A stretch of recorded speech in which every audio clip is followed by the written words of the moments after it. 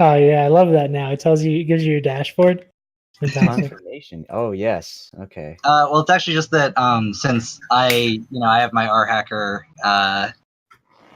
whatever Twitch account. That's what I was looking for. I just have the Meltdown Town one notify me whenever it goes live. Oh, I have like a setting that notifies me when I go live. It's interesting. But yeah, I got the notification anyway on my phone. Saying Meltdown Town is live. Yeah. All right, so welcome everybody to week 5. We're almost halfway through of the Meltdown League. But yeah. So we're watching. First up, we've got Hobo Trash Can Fire and Fast and Blast. It's like Hobo Trash Can Fire is playing some Ox and possibly quote unquote Titan Ox. Yeah, that seems to be like the best way to play it nowadays. Matt, you just like substitute in like Ass Protocol or Juxtaposition. Yeah, you good. I feel like Jux and those like really cheap spells are actually pretty important. Yeah, MDS, Jux, Ass Protocol. Those are the ones that make like big boys disgusting. Yeah. I've heard that, I feel like this is a pretty big point of contention between Ox players, and I don't play Songhai, so I don't play Ox, so I don't have much input on this. Yeah. Also, Tactical, we're good to go if you want to start this up.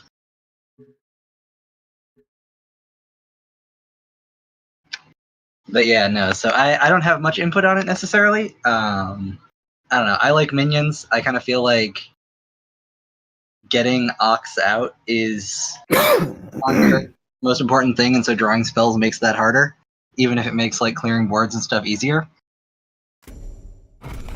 So yeah. I don't know. I kind of like the Titan version, personally. Well, Fast and Blast is probably playing some variant of like Combo Ragnar. Or maybe it's more like ag focused, but that is what it looks like.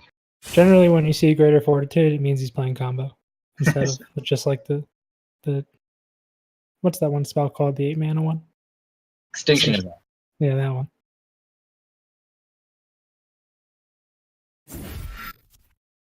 All right, so they're getting 2 and 1 out. It looks like in terms of Ox counter. Yeah, that's pretty good. The 1-drop's really important too, because most of the time you're running 3, and that's just 3 blood tears, right? So if you never see it, it's tough. Good that he has it. Yeah. Though you do also run an 8, so it's like you do run an 8 like too, 5 right? or 6 than actual 3. It's also why a lot of people are running Mantella too, is because you can get 1s off it. Yeah, 1 and a 3. Yep. Which it looks like Hobo is electing to do. Yep. Although I don't know, I really haven't been impressed with like when I've been playing against Ox, like the Mantella builds. I don't know, like still feels really, really subpar a lot of the time. I don't think the one drop you get from it is worth it. Also, just something to note here. There's just better 1-drops in Songhai. What Fast and Blast could have done there was jam Ragebinder on the tile and then Greater Fortitude the Young Silithar to trade into the Rock Pulverizer, and then he could have punched the 2-1, denying Hobo Trash Can Fire the tile. Yeah. And that might have been something to consider. I think that's important. I'm generally pretty restrictive with my usage of Greater Fortitudes on just like Young Silithars, but that is the kind of scenario where they'd be so far ahead. Right. That's a scenario where it's very useful to be. I mean, they couldn't even have traded off the egg. Or killed the Silithar. Yeah. They would have had to like develop a backline Thunderhorn or something. Yeah. This is one of the scariest things, backline Thunderhorn. And more so in Kalios than in Reva. How much mana does he have here? 6? Access to? So he could go egg above Ragebinder, walk down to what's it called? Wild and Scepter of the egg, walk the river on the tile, walk the river on the tile over to the Thunderhorn, and then Greater Fortitude to kill it, but it's a lot of commitment there. Ooh, I don't. I mean, it does play around Thunderhorn. It does play around Thunderhorn, yes, but I don't know about walking right up to where Thunderhorn is.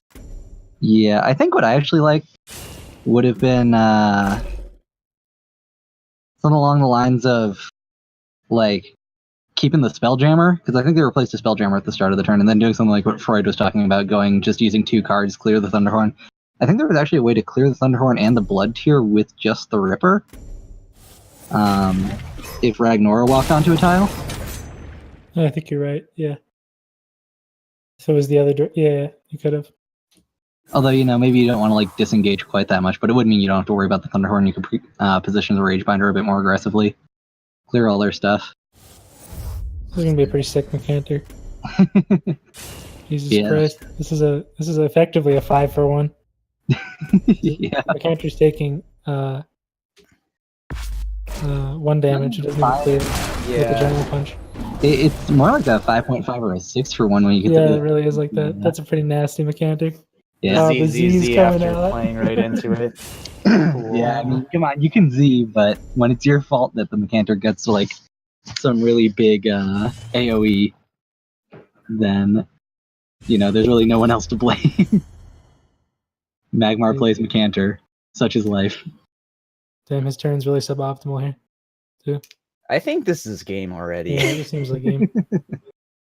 I would not be surprised. Hey, Riv agrees with me that Mantella's not that great. Although they go so far as to say it's garbage.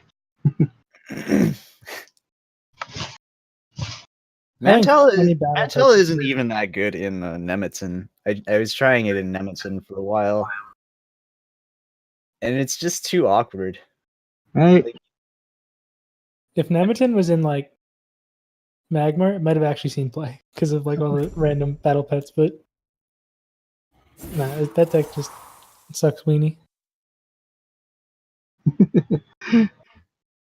Dang, Riv, those are some harsh words. If you play Mantella, you should lose the game. Yeah, we should commentate on what's happening. I think what's happening is that a lizard is punching a red guy. And looking at those 2 greater fortitudes, I don't see that stopping.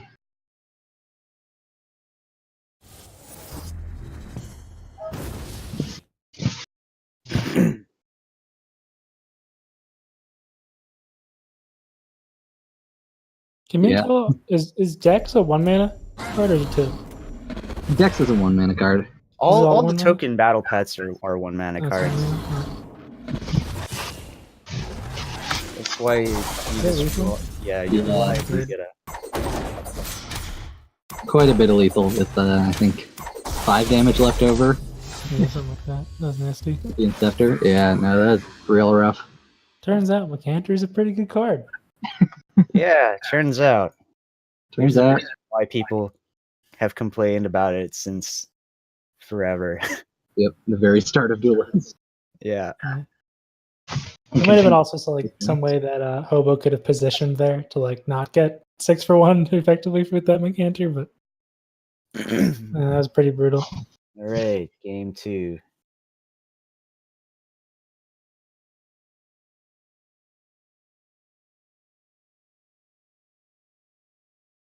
So, what do you guys think of the Rise of the Egg? Oh, the what?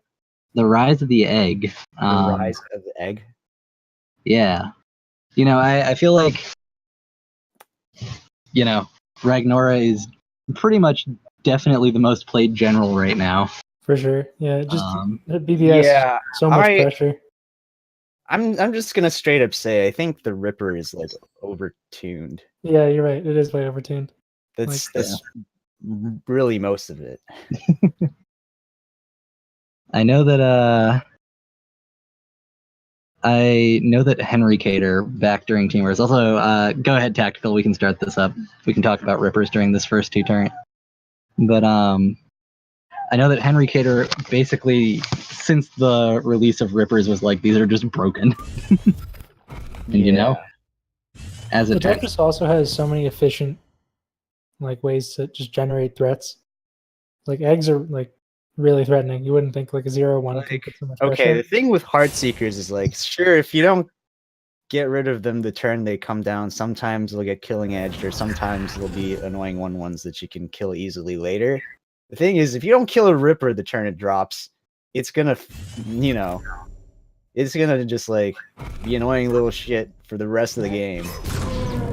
Yeah, and I mean, like, not even that. Like, sometimes it just kills you the next turn. Like, yeah, sometimes it kills you outright. So like, you leave a Ripper egg on the board. You can't get close anymore because you can't get hit in the face for like 5 times 2 or 7 times 2. When you think about it, it's effectively like a 2-mana deal 10. So that's the scary part, is that at any point in the game, if you're in range of a Ripper egg that can hit you twice, you're getting threatened by 10 damage or more. Yeah. So, what would you guys rather it be? Riv brings up the idea of nerfing it to a 2/1. I know that the other suggestion has been basically, instead of nerfing it to a 2/1, just saying get rid of the celerity, or like getting rid of celerity and saying it can move an extra space, but keep it as a 3/1. Do you guys have like a preference on that? Like initially, what I thought was, yeah, I don't think it should have celerity, and maybe if it was more like a Prongbok, then that might be fine.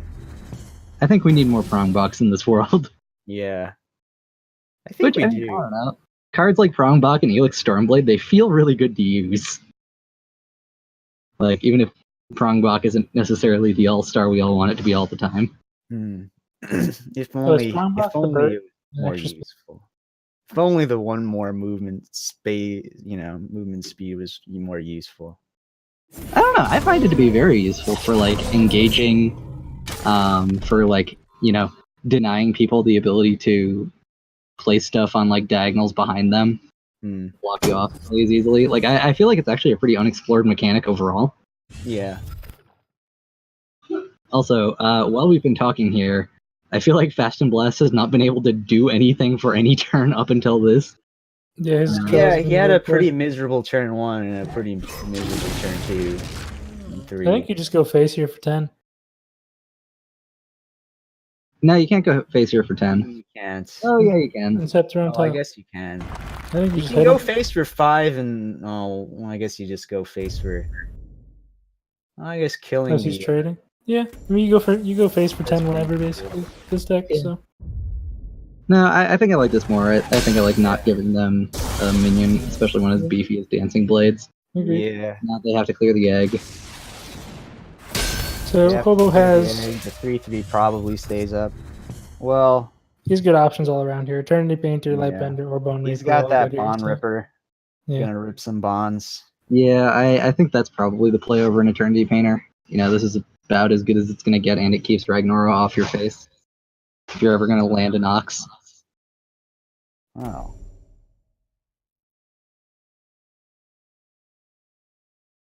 I would have done 10 there too, Riff, but I don't know, this is a reasonable line of play. I think there's like an argument for it for sure. Is the hand not... I mean, it's good against Mccanter, actually. You know, it is good against Mccanter. Look at that. He would have crushed the Mccanter play. Yeah. Now, if you just like gone face and left the Dancing Blades up, they would have just like slammed a Night Watcher. And you'd look at your 2 Mccanters and be like, all right. I guess they or no, wait. I do think that Hobo's hand is a little bit off because it looks like they just played a Lightbender. Yeah, me too. I would have gotten baited. Yeah. I wonder if... So Night Watcher's got to be a sideboard card for Ox, right? Like, you don't... I've never seen an Ox play at main board, I don't think. Yeah. Right, it's a weird one. Okay. I kind of like Fast and Blast's plan here. Get in there, try to just lethal him next turn with combo, because you have it in hand. Yep. Alright, well, Hobo has... Who needs Mccanters when you have, you know, a pseudo rush 5/3 with celerity? Alright. Mother Green, who is in fact Hobo, is saying that they are sideboarded. Oh. And now... Oh, actually, so the Rocky denies them the ability to Ripper combo as well. Oh. They're not playing the Rocky. I would have played the Rocky and denied the 10 face damage. I think. So what do you do here? You get him for 10, you think? Or you... No. And what do you do other than that? Like, use all the cards in your hand to clear a Bone Reaper? I guess so. I guess so. That feels so bad. I don't like that either. Yeah, I would have hit him for 10. Probably would have just developed an egg and New jammer. a jammer and see if you can draw in some more creator forts. You could Subversible. also always just concede. Yeah. This is looking tough. You have no cards, your opponent's playing Ox, dropping big boys Five coming cards. turn. 15 life. Yeah, I 15 got life. 13 life. He trades down the thing, right? Because he can blink. I mean, they could also just Lightbender or Eternity Painter it. They don't need to trade it. But if you blink, you can play Bone Reaper, and then you're protected.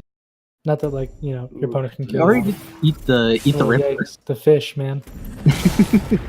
I haven't really been paying attention, but Hobo's got to have like 1 or 2 off Ox. Oh, apparently Hobo's hand is in a different game. Oh, Oh, okay. interesting. So it's It kind of played similarly, though. yeah. Right? I mean, You just know, we call the Bond Rippers. I mean, a couple turns ahead, but we Well, if you want to still- get back into this game, this is the way to do it. You just rip double jammer, draw a couple of cards, and hope you kill him, kind of thing. hope you draw another Eggmore from your other 2 Greater Fortitudes and just Yeah, exactly. that makes sense to me. I like blocking off the big fish. That's the thing that's gonna kill you. Oh wait, never mind. Well, Riv, it's because just dead much anyway, like yeah. them, I don't think Just about blink range. Alright, so we 1-1 now with that back-breaking Night Watcher, I would say. Well, also with Fast and Blast, like not doing anything the first 3 turns, but you know. Also Yeah, the that's a Night brutal one. Sometimes you get clunky hands that do nothing in the beginning of the game and you lose. Mother So- Green, do you run 9 2-drops? Or no? Well, Mother Green's not the one who, Oh, he's Hobo? Oh, I thought he was. Mother Green Fast is Blast. Hobo. Sorry. Well, that's a good question. Actually, a lot of those lists are cutting 2-drops. They're just running Young Silthar and Cryptographer, Huh. which is actually Well, not the those- worst thing. But Hmm. I know, Weird. like, Zabul, how do you say his name? Yeah, Icicle, please don't join. We've, Wait, how We've many got- 2-drops does my list have? A lot of people just go, like, Blood Tier, Cryptographer, Young Silthar. Oh. And that's very reasonable, but yeah, I don't like have a lot mine. either. My Rage, Zoetic, Rag. I just have Cryptos and Silithars and the weapons. Yo, I love Rage Reactor. I think that's such a underrated card at the moment. Yeah, Rage Reactor is pretty good. I don't know. It's like really good in the mirror because, you know, you just eat their rippers, Yeah, like Young Silithars and their Rage Binders. You just like, you know, pop an egg over them and then it's like, well, what are you going to do? pop an egg. It's Popping like those eggs. the most bittersweet thing against Economka. Because, you know, like they get to hit you 3 times, but you also get 3 Ripper eggs. All right, let's start up game 3 here. Hey, Fast and Blast has a turn 1 this time. They even have a decision to make about their turn 1. Not much of one, but I know. you know, you need to get every point of damage in there, so maybe just drop the blood tier. Yeah, What is exactly. the efficiency in developing bodies. And then Opening wave's the also next turn incredibly- would have been, you know, put on a Zoetic Charm and punch whatever he come, you know. Yeah. Just remove the rock. Yeah. damn, that's the best battle pet to get in this scenario. Yeah. Good for Hobo. actually. Because now if Fast and Blast wants to contest the top tile, he has to eat 4.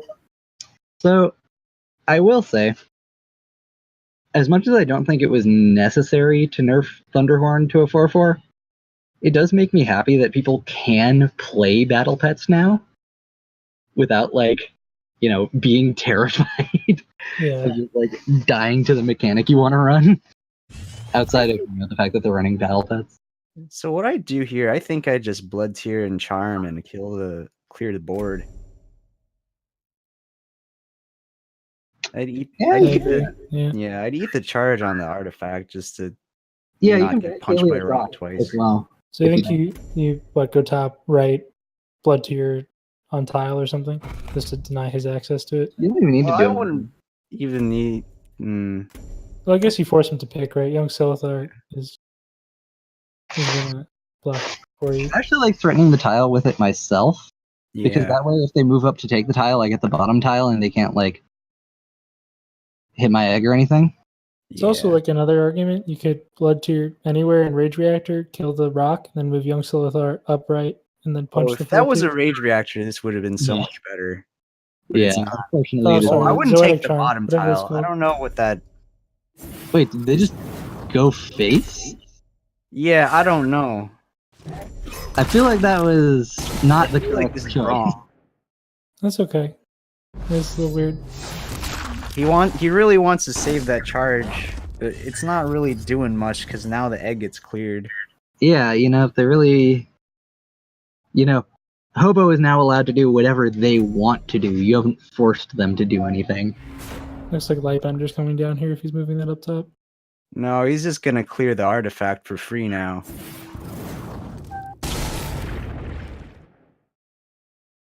You think you play Night Watcher instead then? Because you're only silencing the Young Silithar. So Night Watcher on tile or something. I mean, they're really afraid of the Mechanter, but the Mechanter isn't coming out for like a couple more turns, and these Ragnara lists are some of the only Magmar lists that aren't running Flash Reincarnation. So, you don't really have to worry about the Mechanter this early, I think. Yeah, they're losing the artifact. They're losing the artifact, but they didn't get to clear the egg. So yeah, I think honestly I like clearing the egg a bit more. I like clearing the egg. You can always get rid of the artifact once you get, board control. Like another 3/2/3 that keeps coming back. I don't like the idea of leaving that up, but yeah. Plus, eggs are strong right now. The eggs are strong right now. Wait, is he just going? This is a literal face-off. I smack face, you smack face. We all smack face. Solid Ripper. It's gonna just demand something good here. Nope, didn't develop the Ripper either. Yeah, I don't think I agree with that either. Oh yeah, I definitely would I know have played he's holding it for the Inceptor, but Yeah, it's unfortunate. This doesn't even do that much. I mean, I guess it gets rid of the Rage Fire and leaves them with the 2/1. Yes. They still can't Mechanter, which they still can't do because they don't have mana, but also can't do because they don't have a way to get rid of the Night Watcher, and they don't have Mechanter. Yeah. But just being extra cautious with that Night Watcher there. I think I would too. So what does Night Watcher die to, though? It dies to, like, ping plus Lava Lance. Yeah, that's Yeah. really... Or, like, wasting a combo with, like, Egg, Greater Fortitude. I don't like tossing the Jammer either. I don't get... Yeah, you need to, if you're going to play aggressively, you need to keep your hand full. That's I think, a big thing about Duelist, There are definitely aggressive tools that allow you to keep your hand full, and just dumping your hand is definitely a way to fall behind. Especially if you're playing something like Dampening Wave this turn. Well, now you develop the Ripper regardless, right? You get it back. Yeah, I mean... Fast and Blast is still ahead at the moment, but, like, Bone Reaper is going to do a lot of work. It's actually pretty good, because if he wants the Bone Reaper here, he has to pick the Ripper or the Erratic Raptor. Yeah. But, like, if they had blinked the Night Watcher back 1 instead of back 2, then they could have gotten them both, just, like, walk the Night Watcher 2 forward.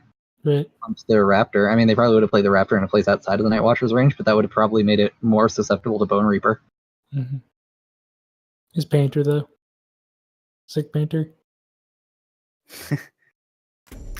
Oh man, Rivs is tearing Dampening Wave a new one. Yeah. Yeah, I think I agree with the Painter here. I agree with Painter. I still think that they're playing the Night Watcher too defensively. It's a very difficult card to remove. For sure. Yeah. And now it's useless for another turn. Just let it be known here that if one of those cards is Greater Fortitude, Flame Blast or Hobo is like basically dead.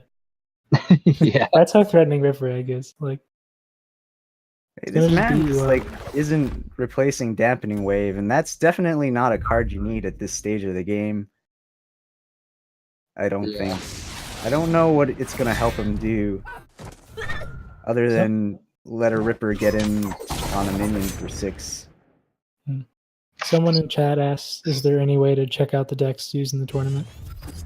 So yes, there is. You can join the Discord where decks are posted every week, or you can read the tournament report where we post all of the decks that went 6-0 or 6 wins in games. But I'll make an invite.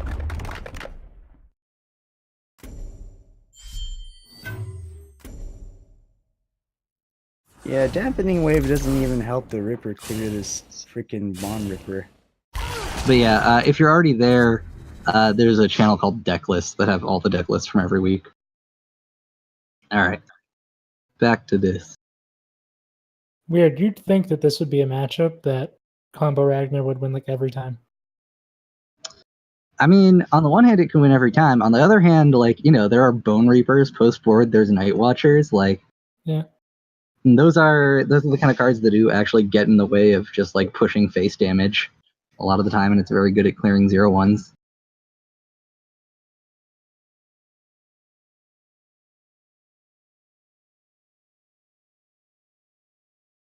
If this guy sends 10 damage into a Bone Reaper, he's never gonna win this game. Yeah. No, it's gonna get eaten by another fish. Is what's gonna happen. Right now, he just has to figure out like how to deal 2. I think you replace the Dampening Wave and then try and find some way of dealing 2. Is there no way? I guess if you get the other Greater Fortitude, You don't necessarily right? need to worry Next turn about to kill. healing too. You just kind of need to worry about your Shot opponent some having a way to eggs. deal 5 or 3, which is honestly less likely. But yeah. Oh, I don't like this. I would have just made more eggs.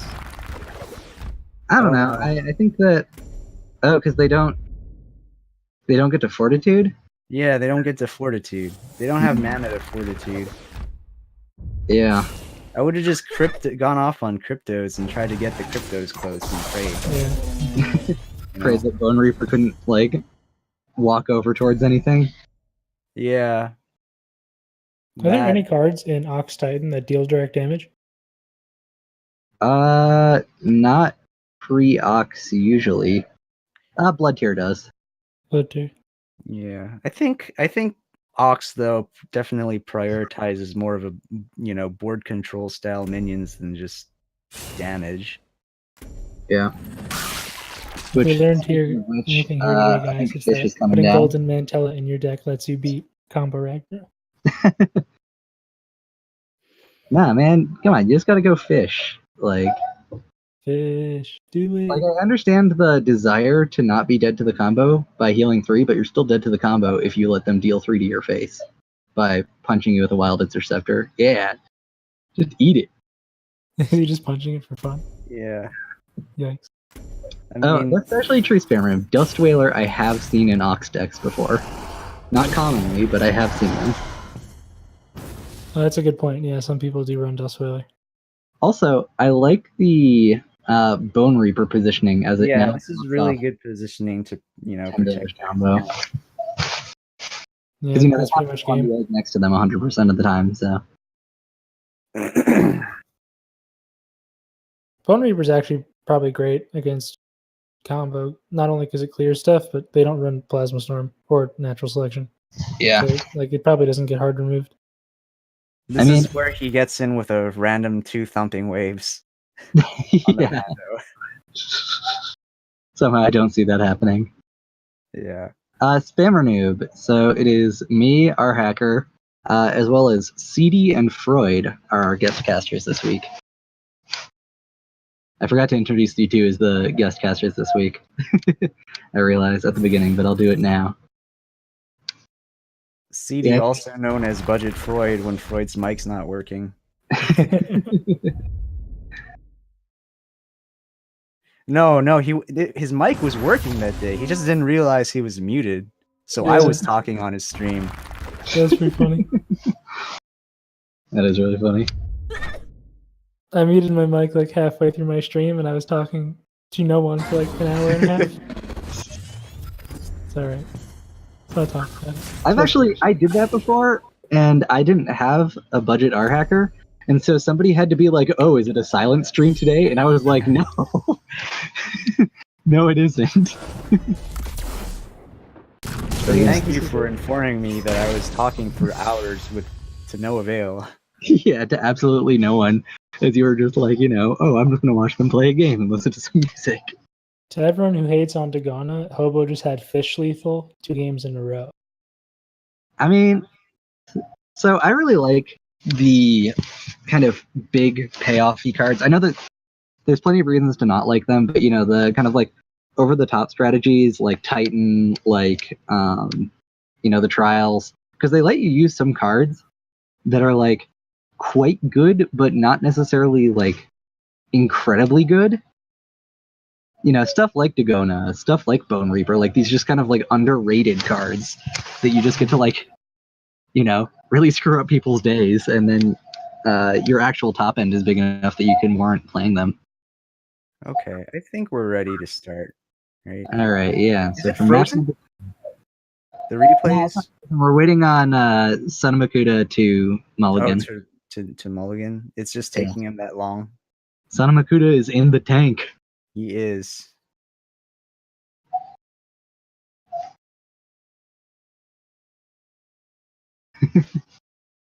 Certainly in some kind of tank. He's in the fish tank. He's in the. Wait, I mean, this is okay. There we go. We All just right. decided to speed it up. All right, now is time for our mandatory Wanderer match against Spammer Noob, aka Killer of Wanderers. As I believe. Look at this. Ramp check. Ult check. Raid check. Yep. Easy life. Easy Good life, fault. easy And just- game. Play Portal Guardian the turn after. Yeah, you just jam Portal Guardian this next turn and leave a bunch of tiles up. Yeah, and say, hey, how many tiles can you take next turn? Yeah. They don't seem to be. Oh no, wait, never mind. They just played a Celebrant and were deciding whether or not to replace, I guess. But no, I don't think you replace anything from that hand. It's quite good.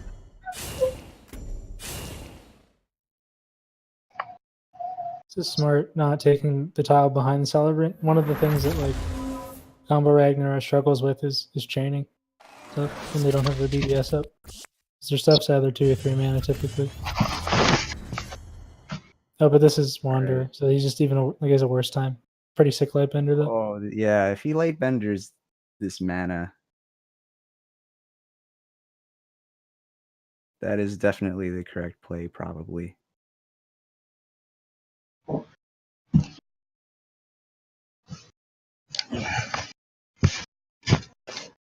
Yeah, you light bender every time here. Yeah, that seems like unquestionably the best play.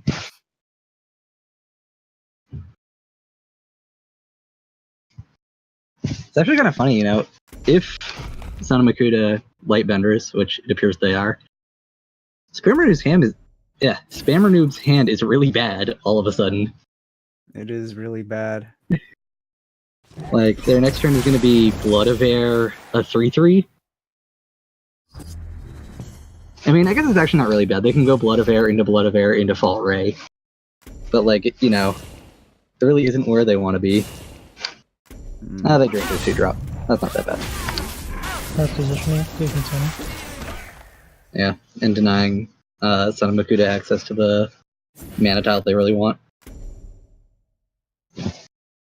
Typically you BBS first but I also think this is good playing the Metallurgist first because its body is better than the 2/2 in this scenario. Yeah, I think that you Mhm. really Walking want towards that the tile. tile, Right. and so this is the best way to make sure you get that tile. I think that's the best spawn you could get if you're trying to aim for the tile, because now it makes it awkward for Makuta to clear and body, actually not really. He just They punches could just the punch, yeah. They love lava slasher too. slashes. But Yeah. still, if it was anything other than like a slasher, like he can't block, it's more awkward to have like, I mean, I guess to it could also block just be like a directly. Primus Shield Master. Primus Shield Master would be pretty Yeah. strong. Yeah, Primus would be strong. There are ways, but this is the best spawn he could get for the Dervish, I think. You can also hold the slasher and go So actually, Sizzling no, I Mystic don't plus think it's the. egg. Actually, no, it is. I guess the best spawn for the Dervish. Maybe. I think If you're Slasher's just the best if you're player trying now. to ramp, that's the best spawn. If I you're was trying thinking like one back, but then I realized that they could just punch the Metallurgist with them in the Healing Mystic. Actually, no. It would have been better one back, because then you could still get it if they put something underneath you, but they wouldn't be able to have wouldn't the be able Healing Mystic. yeah, I guess you're right. They wouldn't be able to clear it, and the guy can still walk onto the tile. Yeah, although this is awkward now too, because, Son of Makuta is going to go into a Wanderer next turn, and like Fault Ray with Wanderer already out is like less impactful, especially if Son of Makuta, which they're probably going to do, takes the tile with Wanderer and like develops an egg. All of a sudden, you're getting like 3 Dervishes. And Son of Makuta has Jack's True Sight as a follow-up, which is like a very powerful card against Fault. Yeah, I think you Jack's first here. Egg on tile just to deny it, then Jack's behind you. Or bottom right of you. Move down one. Actually, yeah, no, I think that oh, that's I true. don't know if there's a point denying the tile anymore, because he's already going to be at 6. Like, the only reason you deny the tile is if you think they, draw like a 1-drop. Exactly. Or run 1-drops like Blood Tier.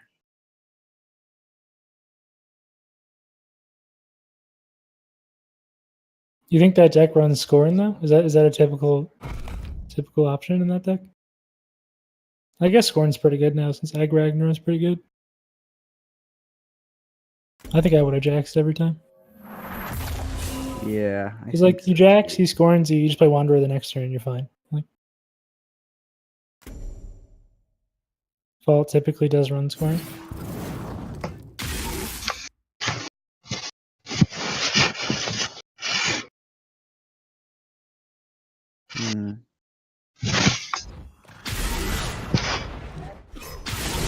I think I would have played the Blood Tier and the Wanderer the other way around though. Yeah, I think I like that a little bit better.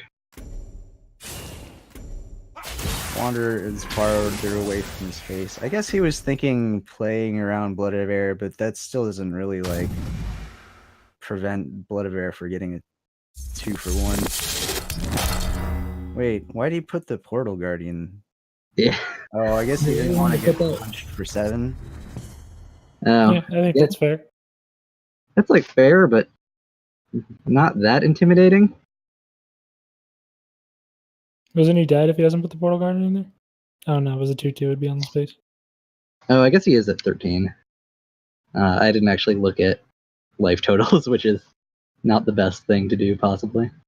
You just Jax now, right? You could Jax now. You could also try and do like some kind of Scorn play to get 7 damage in, and then rely on like BBS Eggmorph next turn. Alright, it doesn't look like they're doing that. If you kill the Ray here, then I think you do. Yeah, if you kill the Ray, then I think you do Jax. Otherwise, if you're going for like the face play, which I wouldn't suggest. Yeah, I see why you guys wanted to go Jax second. It's probably a better position. Oh, he is going for the face play. I mean, he clears the Portal Guardian for free with the Ripper. Okay, that's a different way of doing the face play. Although now the Ripper, well, unless they move the Ripper, which it doesn't look like they're doing, the Ripper is going to be the one that gets dispelled. Isn't that lethal? If he had fucked that up, it was like It would have been lethal. Yeah. As it is, though, it still doesn't look too hot for for Spammer right here. And man, poor egg. the egg. Doesn't matter too much, right? So what that looked like, it looked like Son of Makuta saw the lethal, but then just like got a little bit over enthusiastic and like Yeah. forgot to move the egg. I forgot they had to move the egg. What is... He could have gotten more dervishes out of this. Oh, I guess it doesn't really matter because he has the healing mystic anyway. That is an Azure Herald, my dear Seed. Yeah, sure. My Takes dear. the tile too. Pretty cool. Yeah. Yeah, no, this is a good play. Technically he's alive, but he also has to deal with the entirety of like. What I this wonder if fragment just was jamming the Portal Guardian was better. Wow, and he got the You're Jackson at 2 and like you die to everything, but you still die to like things that would kill you from Wanderer, like a 5 damage Mecanter. Yep. Yeah, but I feel like this better sets up not dying to stuff like Fizzling Mystic, and you know, you're pretty close to lethal yourself. Yeah. There's the fortitude. If Makuta had just waited.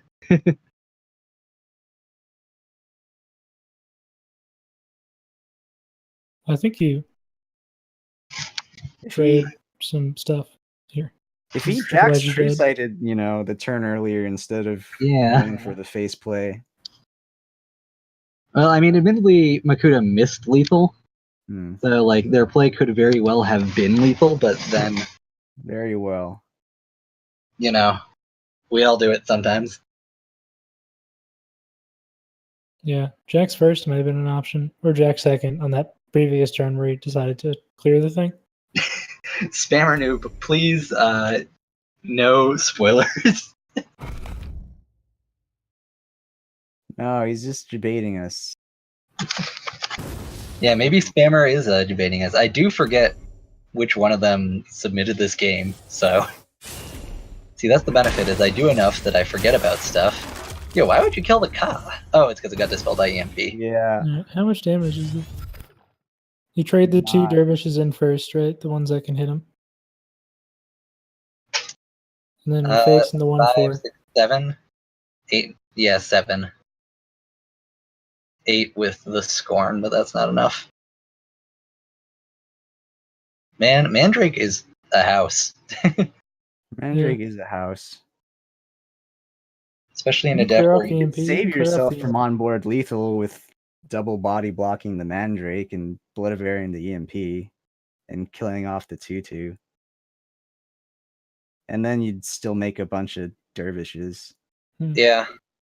No way, you wouldn't make a bunch of dervishes because you wouldn't be playing any minions. Oh, I guess Use the Sandswell Reader instead of the... yeah, Reader. Oh no, wait, what are you doing?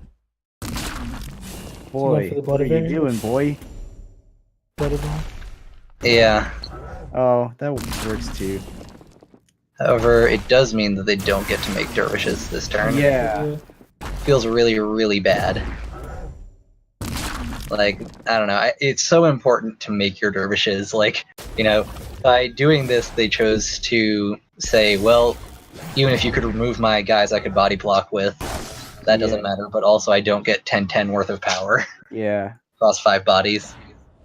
I think definitely the play that develops, you know, all the 2/2s would have been more geared to winning. Sure, it's riskier, but...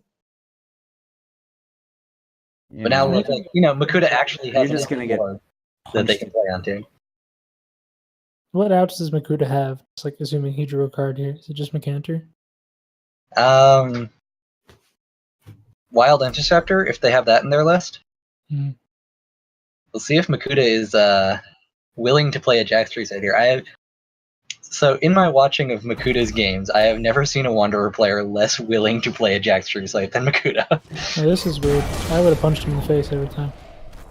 Nah, I just wanted to develop a Jax, because there is no answer to Jax, which is why, you know, we're asking why didn't you play it earlier. Which I guess the answer to that was, well, I had lethal. Actually, Also, like punch him in the face and then Jax, and then if he does manage to clear, he can't clear the 2 on the right, right? So, yeah, but they could draw an EMP. Some faultless run EMP. EMP. Yeah. Riv, you say the Jax wins the matchup 3 turns ago, but so did the Ripper egg. Provided that you chose to move the Ripper. True.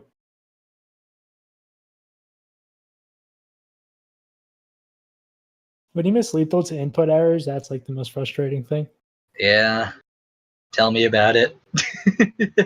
When you timer out on clearing a rebirth minion because the egg doesn't spawn until the animation's done, that's also really annoying. When you forget your opponent has Morinker equipped and you're in the finals of a large-scale tournament, it feels bad. I like the Snow Chaser icon. It's a cute one. Yeah, I love seeing what people choose for their icons, Everybody's got know one. what mine is. It's a very subtle thing. I think mine's been Kaleno for like the last 2 years. Mine's Sand Sister or whatever. Mine is currently Party Elf. I'd expect nothing less, CD. I hate Party. Like Party. I hate Party Elf so much. Every time Dalboz wants to play with Party Elf, and every time I've played Party Elf kills me. Do you guys know there's actually Party a Elf's limited like, profile icon? The 8/8 stat line is actually like pretty solid now. You say that, but even since then, every time I've played Party Elf under the designation of Dalboz, Party Elf has caused me to die. Doesn't matter the stat line, doesn't matter if it's a 50-50 for 2. It'll kill me somehow. You just don't like to party enough. I guess so. All right, yeah, we can start up there. Tactical. Dude, Son of Makuta could Kujata into Blood Tier Alchemist into Maw. What a turn 1. Yeah, they could take Center Tile and drop 3 cards. Can you play Wanderer next Well, time? no, he'd have to take. Cost 1? No, wait. No, right, it'd be a 5-man. No, he'd have to take the one of the diagonal tiles, but Blood Tier will take the mana because it has a what's it called? An opening gambit. That's like a weird caveat, like. Oh, it is a T2 Wanderer because Wanderer costs 5. Oh yeah, because the Kujata makes the Blood Tier 0, and they can just take both tiles. Yikes! If this comes down right now, it's a slap the escape button kind of moment. So this is a much more interesting Flash Wanderer than Flash Wanderer. I'll say. I wonder if Son of Makuta realizes it though. He's got it. I don't know. Maybe they just want to play Young Silithar plus Bloodbound Mentor. Maybe they just want to play Lightbender and deal with the thing. So it's sort of weird, but sort of well, no, it isn't weird. It makes sense, but it's sort of unfortunate that they can't play Wanderer into Blood Tier to save the Blood Tier. Turn into a 3/1. If you play a minion and it dies and you play it on a tile or something similar, it'll still grab the top. No. Things okay. So like a vanilla minion that dies when you play it on a tile won't take the tile. They have to have something like an opening gambit. Oh, I had no idea. I thought it was always the case. That's really, really weird. Really? I've gotten screwed by it before. That's why. Wow. So I know. I thought I knew mostly everything. I've like flashed, vanilla minions onto a tile and not gotten anything. Dang. Wow, I learned something today, man. Dang. This is educational stream, guys. Basically, like minions that die before taking the tile won't take the tile unless they have something attached to them that, kind of requires them to live when they hit the board for even a Hey guys, can we talk about the spicy anti-fault tech that Makuta brought in? Ah, Venom Toth, dude. That makes Fault worse. And it's a 4/4 Venom Toth, which means that Ka has to run into it, which means that, like, I think Ka resummoning will also trigger it. Yeah. So even if it gets cleared by a Ka, it gets 5 off of the Fault, and then an additional 2 off the Ka. Also, if somebody Makuta in played chat- the Wanderer chat's, forward this turn, he could have killed the portal. Somebody in dragon. chat saying that Kujata killing a minion doesn't matter with the opening Gambit. It could be, that could be the case, but I gotta.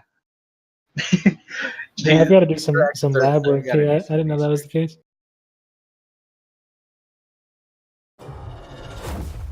This Venom Toth is really funny though. Yeah. Also, this egg is so annoyingly positioned for Spammer Noob. Yeah. They can't Blood of Air the Wanderer into it. They can't reach it with anything. You just stars here, eat the 3, and clear the egg and the Venom Toth. Yeah, I think I actually like that quite a bit. Doesn't look like that's what they're going for, but I don't know about this. I think I liked clearing the Venom Toth, and oh yeah, they couldn't actually clear the egg, so maybe not worth. Why not? The stars would have spawned a dervish in front of the egg, right? Yeah, you could have killed it. Oh right, it was just an egg, so it definitely could have killed it. Yeah, no, then I definitely like the stars play, clear both of those better. You could always bounce the Wanderer at a later point. Saints Roll Reader's a good card. If Makuta can somehow keep the Venom Toth alive, well, I mean, It's funny how it's all always these minions susceptible are, to Blood like, of Air. painfully out of position to do anything other than chasing minions. Yeah. Kron's pretty sick in Wander. Oh yeah, this Kron is gonna be. Oh, I definitely would have just dropped the Kron in the face. I think. I don't know. I think that Sanokuda might be going for a Blistering Scorn play. Apparently not. I was thinking Ripper into the 1/4, Ripper into the 4/5, walk down, punch the 3/3, and then like Blistering Scorn, clear all those, keep my egg alive. You could even put the Blistering Scorn like between. You can block them off totally, but you could force Xerix to like walk forward. I think he's just trying really hard to play around Blood of Air for some reason. He is succeeding at that. He is succeeding at that, but I think I don't know. Sort of. I mean, you can Blood of Air the Lava Slasher into the egg if you really want to. Not that you really want to, but you really want to. I think there are better lines, but yeah. Also, these better things to are looking prioritize. pretty awkward at the moment. I gotta say.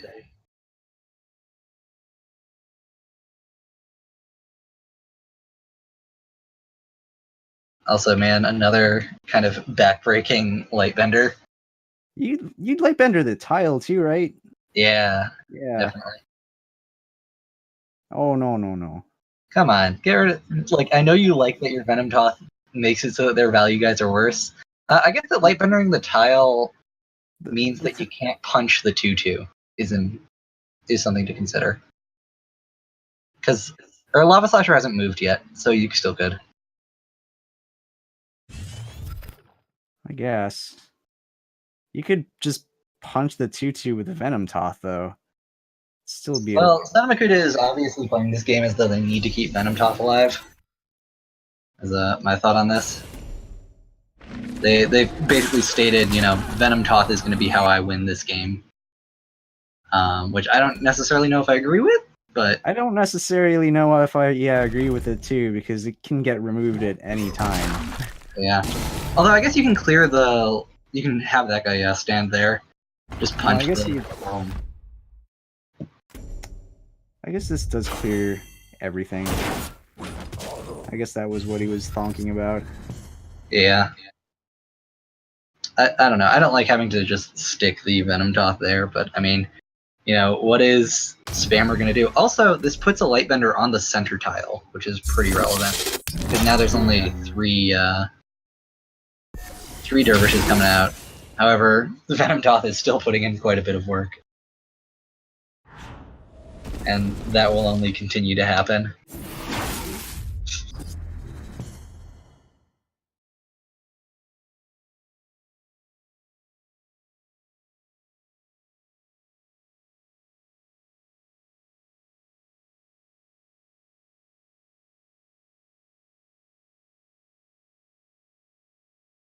Well, Son of Makuta is now spoiled for options, one might say.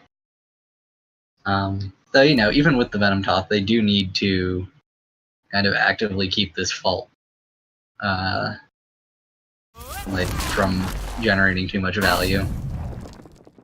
Looks like they're gonna think of doing that with Kron.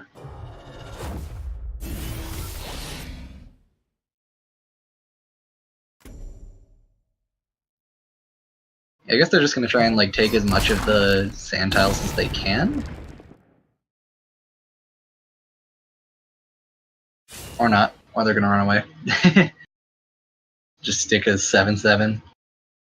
Don't play the Primus Fist over the young Silithar. What you doing there, Makuta? Unless you're going Like I don't agree. I feel like that was a rope, and just forgetting that young No, you're just trying to Silithar. give his Mandrake airdrop. Airdrop Drake. Also, the Omniseer out of Makuta, you know, can take out one of these sand tiles easy. Yeah. That was a nice change to Omniseer, that you don't have to target a friendly minion anymore. Do you not? I thought you just didn't be nearby. I was just assuming since Makuta has friendly minions across all of the sand tiles, that they'd just be able to do it. Also, oh man, Spammer Noob should just I'm pretty sure on himself. what's it called? Oh my god. This is such a pain. Taking 6. Nice. Oh man, and then he's gonna clear, and then he's gonna play an Azure Herald and lose another 6 life. Well, you can clear the... No, you can clear the toss, yeah. Yeah, you trade that into the Lightbender, and then trade those 2 into the Toth, and then heal up. Play the Portal Guardian first, though. Oh yeah, I guess you do play the Portal Guardian instead of healing. You just move down to and the Ripper can't hit you. Yeah, and the Portal Guardian will be a big boy. The big boy. He should have played it before he traded. He was stuck in his face. Okay.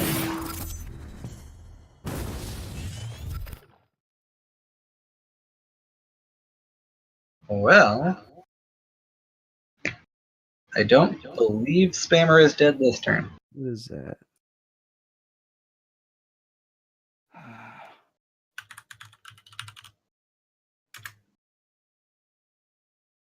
That was like the most bittersweet Stars Fury ever. You know? Because it actually got, like, what? 7 dervishes? Yeah, old Omniseer, you had to be able to stick a minion for it to make a tile. Now you don't have to stick a minion. What is the text on Omniseer? Tactical, if you can roll over it. I'm interested what this card does. Ah, it is just turning nearby space. Okay. Yeah. Oh man, the Wanderer coming down. Again. I mean, it's a 7/7. It is indeed. I'm actually kind of surprised that it's turn 8. This feels later than turn 8. At least in my head. Memory might actually win this game. It is possible. All they really need is like a Kanimka. But they don't have one right now.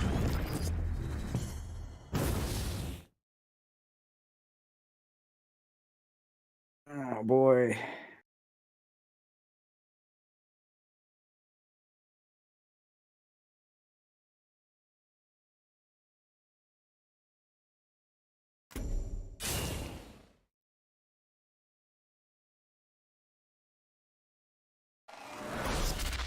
That's an interesting question. Can you replace Wander after it's been swirled?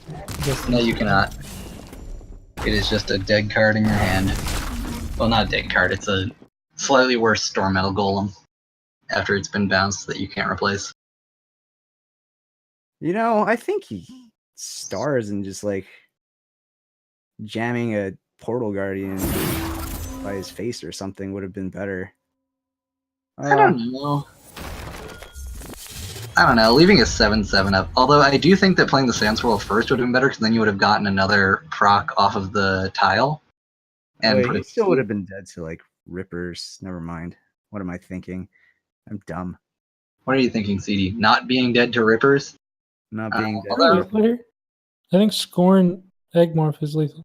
Yes, Scorn Eggmorph is lethal. 4/1 goes face. General walks forward to punch 3/3. Scorn anywhere that isn't below your general. Well, it could even be below your general. Oh yeah, you're right. You can move forward 2 and down 2. Yeah, Yeah, then Eggmorph for the kill. yeah. Ripper. Ripper Reno. So much lethal. But yeah, that actually would have been avoided if they had sequenced the Sandswell Reader first, because then the first Ripper couldn't have got in. Because there would have been a 2/2 there. Hmm. And that might have actually changed the entire game, because they had pretty big starts for you to follow up with.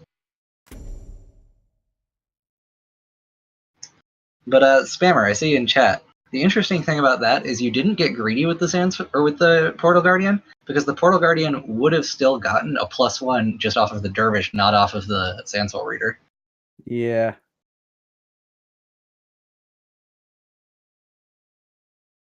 It's an interesting lethal. Alright, next up we have Pierced versus Icy Fire 95, who has changed their name to Yeah, what is that? Yankee Chicho Tango, I guess. Sure. Whatever floats your boat.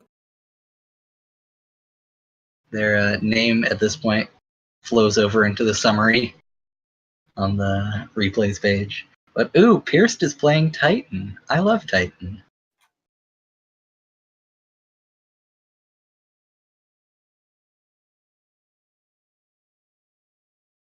Can they see the game yet? Yankee Cho Cho I don't Tango. think they can. No, wait.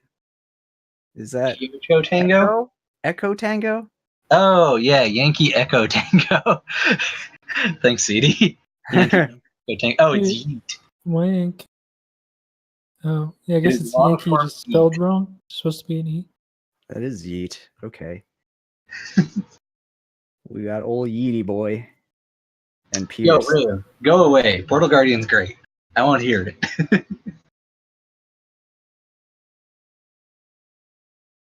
Alright, we're ready to start. And I guess we technically already have, because Pierce went fast. Colo's the Chio Chango Desugu. Alright.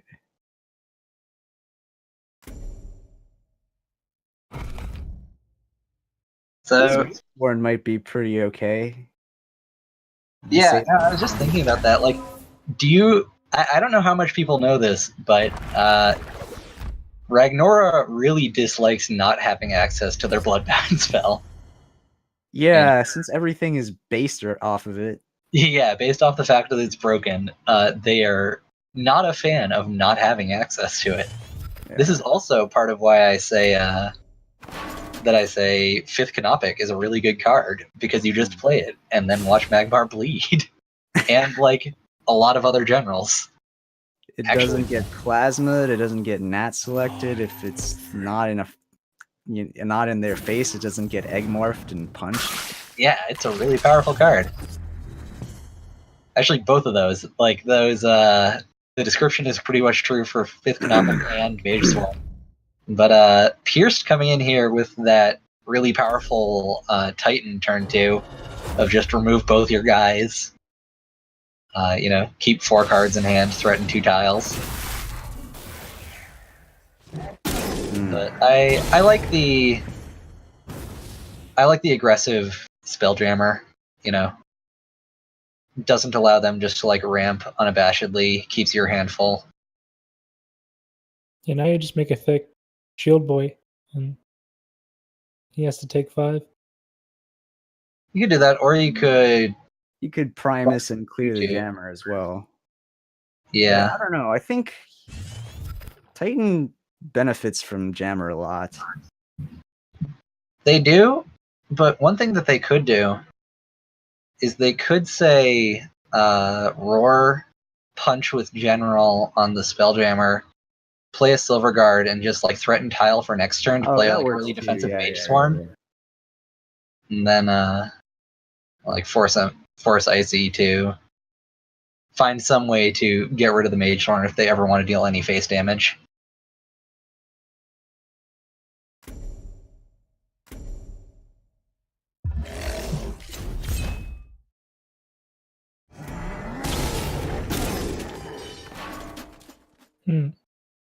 If you were gonna do that, I think it might have been better to BBS the Primus and move the Fuchu down.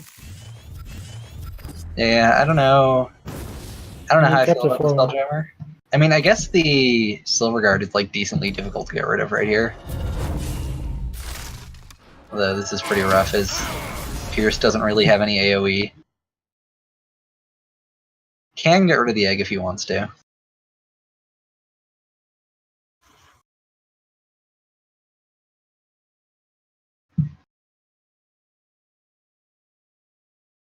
You could also play just Mage Sworn. The egg's not threatening enough damage, right? Because you can't create a Fortitude. That's true, but like, you know, I mean, I guess you can answer the 5/4. Yeah, you clear the 5/4 and the Jammer. How do you clear the? Oh no, because you have to walk onto the tile to take them, or to play the Mage Sworn, so you can't clear them You're both. right. You're right. Yep. There's no Night Watcher here to save Pierced, as was the case with Hobo.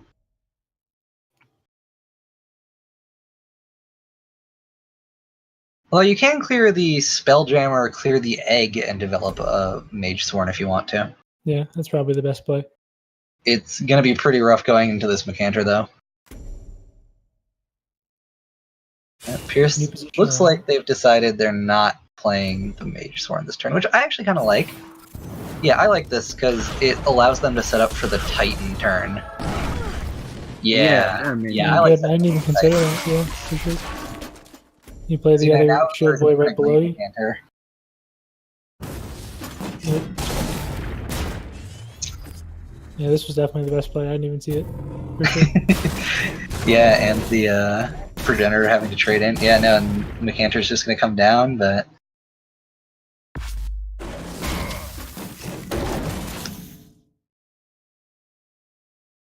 Well, what do you do here, actually?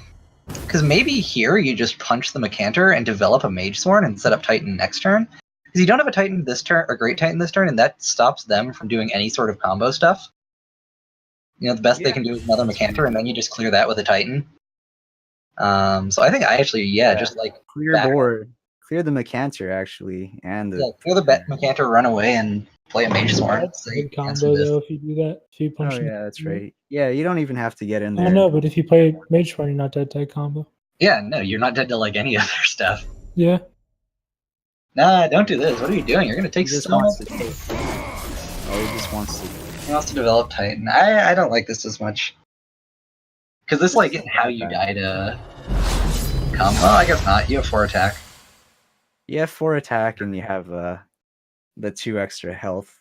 Yeah, he'd need exactly, hatching mechanic, egg, double greater fortitude to kill you. Right?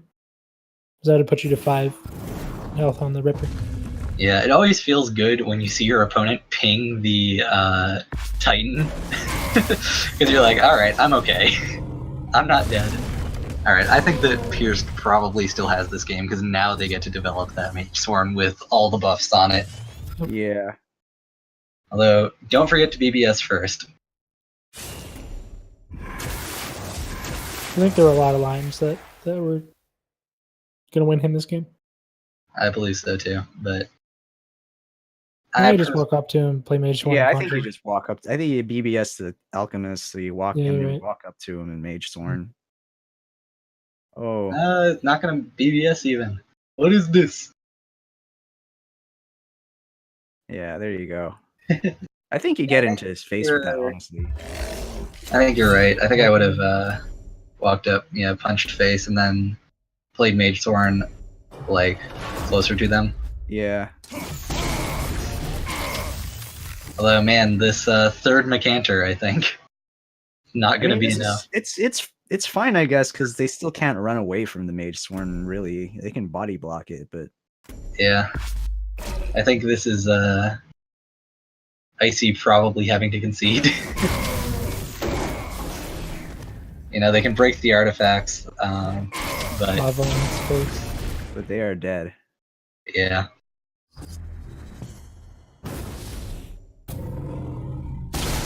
Mage Sworn showing off its power in this matchup. Yeah, I mean, as it turns out, if you want to do well against Ragnora, play things that say don't use your BBS. Actually also works against Hyperswarm if that's relevant. And maybe people should just run Vitruvian with like 5th Canopic and Mage Sworn. That might be a little much. Both those cards are not great against Vitruvian, I will say, but are great against a lot of decks. Quite good against like Reva as well.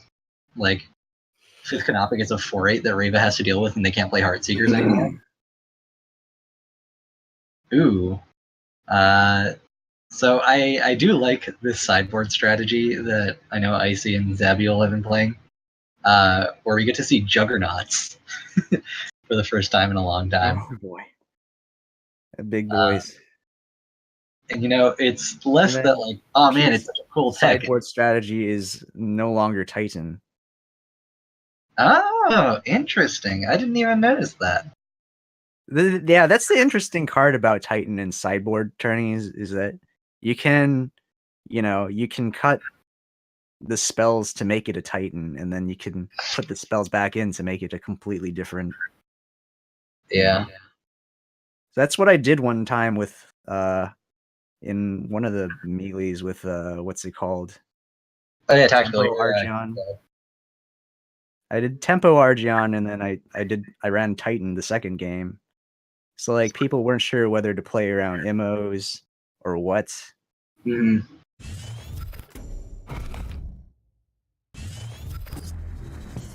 However, Icy choosing to hold on to that flash.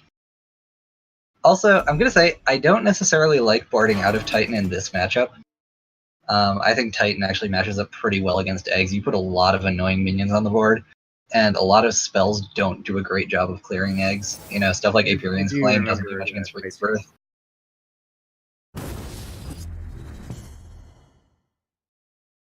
I'm sorry, I'm talking over Bobby here for no reason. Oh, no worries, no worries. We're a chill cast, So there's no worries about talking over people, because everybody gets the chance to talk, and that's what's important. Except for Icy, who's probably going to have their Ragebinder removed by Arclight Sentinel, and then be blocked off from mana in a position where they really want to take mana.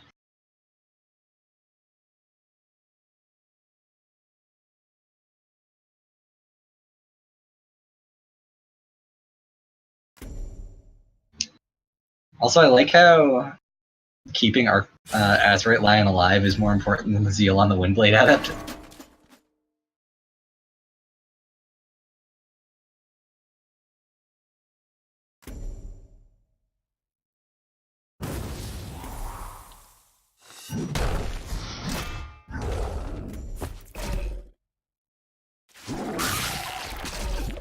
How do you feel about not blocking them off from the tile completely?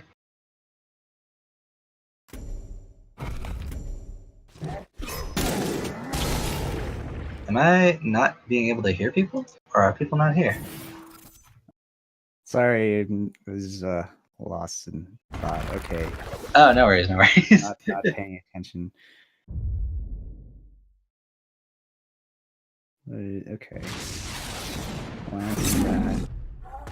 Solid turn almost. Okay. I mean, that is the kind of turn that can get you back in the game. The board has been successfully turned around by the fact that Lava Lance is a broken card.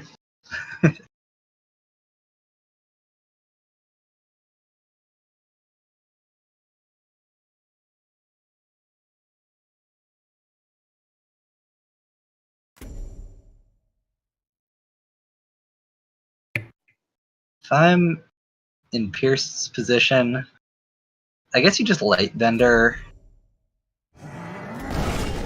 I would have Light Bender to clear that. Oh, I guess you just Light Bender both eggs. It's like pretty whatever. Yeah, actually, Riv, I think I agree with you. I think I like Light Bendering both eggs and just punching Ragnora.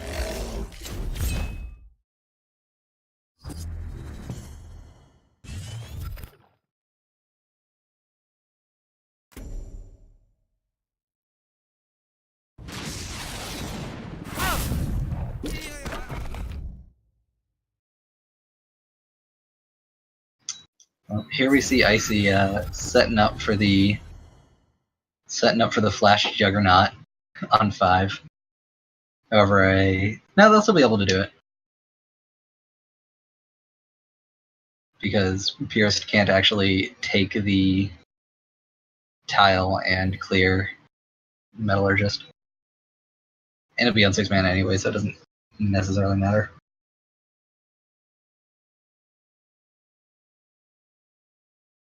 What happens if one uses Eggmorph on an Interceptor? Oh, Eggmorph or an Interceptor? Yeah. No, I don't think it allows you to.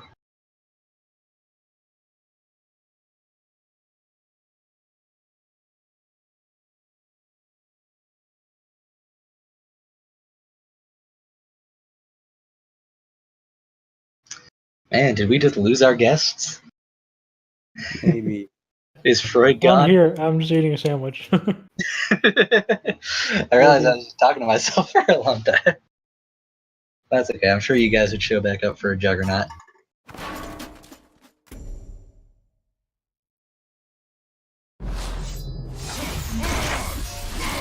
Oh yeah, this Juggernaut is gonna be pretty spicy. Yeah. Actually, Pierce needs to draw into his sideboarded Apiarian's claims right now.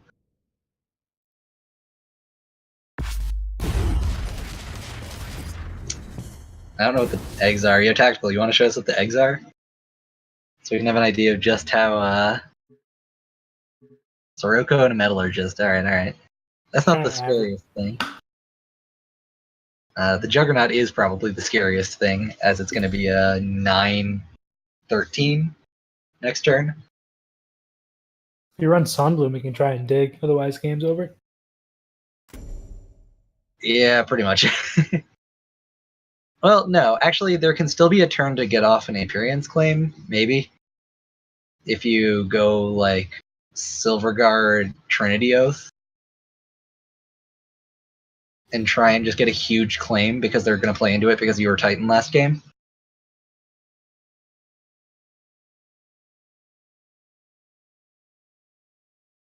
So, I don't know how I feel about this. Draws you fewer cards. I guess it means you've locked him down a bit more. Got a Holy Immolation. I don't know how fast can. I don't think they're going to win this race. Although, actually, no. So if they played Spelljammer, it doesn't show that they're not Titan, and maybe they're just saying if I'm going to lose, I might as well not show them that, you know, I switched off of Titan.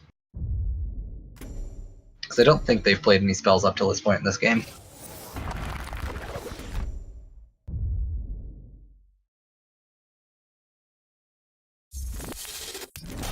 Nah, man, Riv, Damping Wave, putting in some work to win this game and totally not just Juggernaut punching the crap out of everything.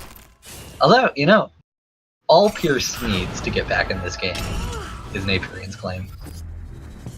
One Apiarian's claim, which did not come.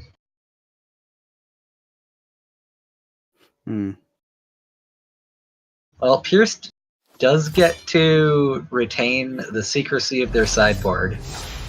Yeah, I was going to say, I like the concede. You hide what you got. Smart. Yeah. Might have been, like, nice to play it out, but, I mean, if you're competing, this is the better route. Yeah, no. Sure. I think especially if you're doing a kind of strategy like that kind of relies on a surprise factor, you know, getting no value out of the spell that you took out your Titans for doesn't really do all that much.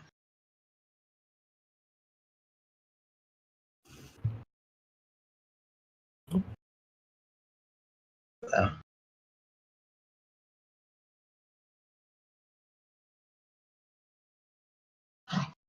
But man, it's good to see some fair-ish Juggernaut doing some work. Yeah, fair-ish. I mean, you still have Flash Reincarnation, but Flash Reincarnation's a broken card, so whatever. It's being played in a more fair scenario, you know. The idea of it is you power out your, like, giant threat early instead of powering out your, like, medium-sized threat that wins you the game. Like, Don't you miss the days of turn 2 Flash Juggernaut? Yeah, totally. Yeah, for those of you who just started playing, you used to be able to flash the same minion twice. Yep. Flash used to be, believe it or not, even more busted. And actually, people are talking about this. I do like the Juggernaut sidebar, and Tackle, you can go ahead and start. I do like the Juggernaut sideboard, because if you get a hit in with it, like Alpha was saying, you have, 6 cards that you can hatch eggs with, and so you can just, like, hatch a giant golem if you make an egg for one. You could even hatch another Juggernaut. It's true, and then attack with it to make more eggs.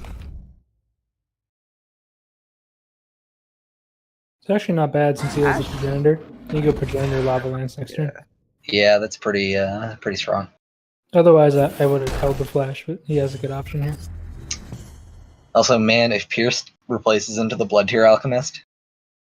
It doesn't matter because he won't be able to clear it anyway. Oh, right, yeah, no, because you have to play Blood Tier first. Right.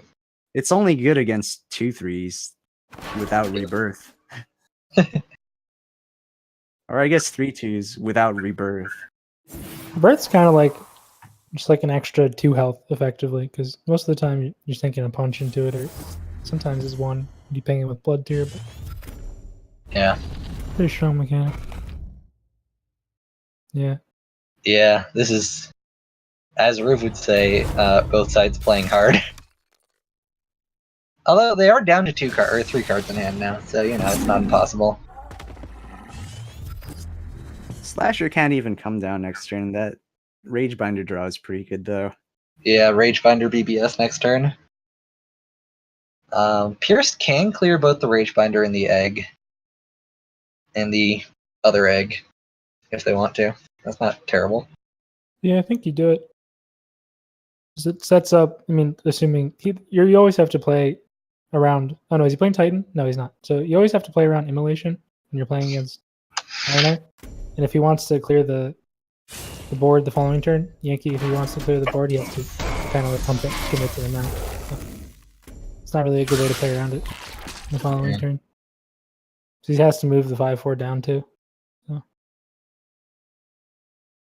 that was a really convoluted way of saying, like, this is great positioning for Pierce. Unless he doesn't actually have the Immolation, but Yankee probably has to play around it as if he did. Yeah. So you might see him not move the 5/4 down too here. This also works for playing around it a bit, At least it's not on your face. Still clears a lot of your board.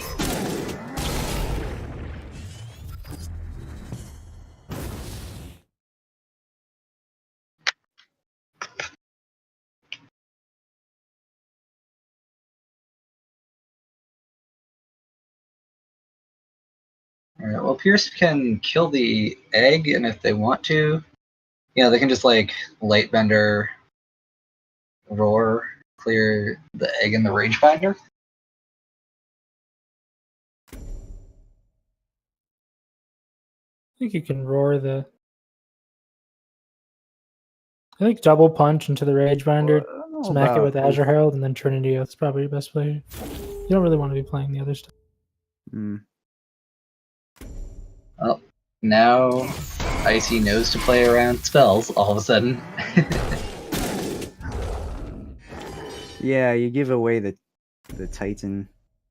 Lack of Titan. Which, actually means that Icy can now much more effectively go face. I don't remember. Did we see Holy Immos? Actually? Yeah, well, we have seen him in last game. Okay. Early died. Smart killing the 2/1, playing around Roar. Yeah. Yeah, not going face at all, which is interesting seeing like 3 cards against 10 cards. But it is going to make clearing this 5-4 more awkward. But at the same time, you just saw a spell, so maybe you're thinking about Holy Immolation. If they have Holy Immolation, then you don't want to have a 5-4 just standing there, not having dealt 5 damage already. That's like a pretty easy way to get blown out. As if Pierce just walks up, punches the Lava Slasher, Holy Immolations, and plays a 2-drop. Mm.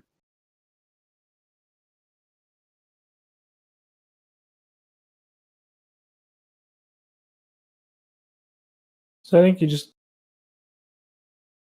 Sentinel and or maybe Roar the 1/4, Blood Tier the 5/4, trade the now 3/4 into it, then no, that doesn't clear, does it? No. How would you clear?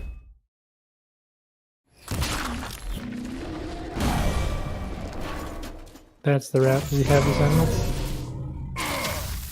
Yeah, that's the play.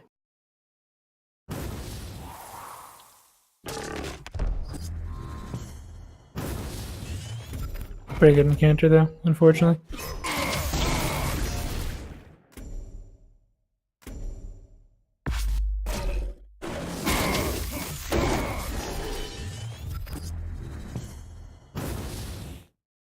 Yankee is on 2 cards, and Pierce does have a pretty full hand with healing though, so he's not in a lot of trouble. Smart replacing the Jammer too, because you don't want to give your opponents cards in this situation. Yeah. I feel like Icy might be trying to just hold out and wait for a Juggernaut. Like if that's just sort of their, if that's what their plan is to win this matchup, is go with the mid-range plan, then maybe that's what they're holding out for. Well, that's a lot of board clears out of Pierced. You just roar the 3/4. Little does he know, if he 1/4. does go in on a Juggernaut, that Appearance claim is now handy. And I don't think we're going to see Pierce replace that anytime soon. Probably should have also held the Blood Tier for the egg. It's not really doing anything here, right? Yeah, I think I agree with that. Oh man, this is going to be a heck of a Holy Immolation. Oh Yeah. boy.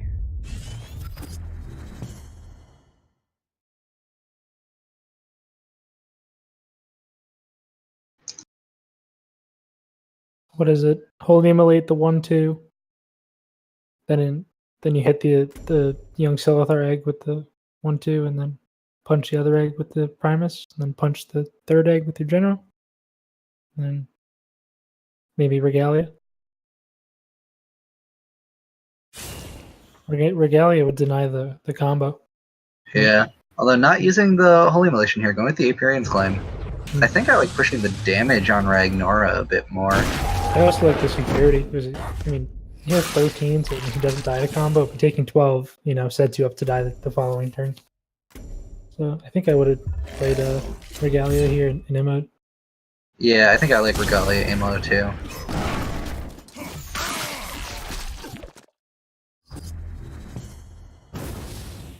This is still fine. It's at 14, right? So we can't die to Ripper combo. Because your opponent has 2 cards in hand and one of them has to hash, right? So their max damage is 12. Yeah. Though this is getting dangerous for both players, actually. Because now Icy's up to 3 cards in hand, which means bigger combos can come out. There's 10. How much damage does he have? Icy has 15 out of hand right now. No, Pierce. Can you kill him? Pierced has 4, 5, Yeah, it's 6. lethal, right? Immolate on the 1/2. 1/2 trades the 3/5. 2/1 walks up. You roar it, punch with your General and Tempest. Yeah, that's lethal. Yeah. Pretty sure it's lethal. Yeah, let's see. So move there. Yeah, 4. Kill that. 5, 6, 7, 8, 9, 10, 11, 12. Yeah, that should be lethal. But does Pierce see it? Nope. Not with that movement, they don't.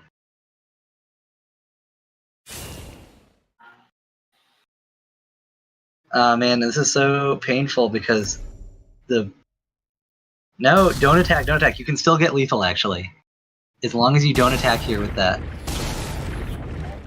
Oh man, they don't see it. Tempest. Yeah, Tempest, then roar the Yeah, if they had Tempest and then Roar, before they he- could still gotten 11. But now they're just going for a clear and they're going to die. Is he dead? No. I guess they're not dead this turn. But they did miss lethal there. That's so painful. This mechanic is gonna put things back. I mean, is gonna bring this game back. Yeah. Because now Pierce has no way of getting to Ragnora. This is really rough, and even the Tempest doesn't clear. Yep. Oh man. This is how you die. What would Pierce do here? What was the reason to not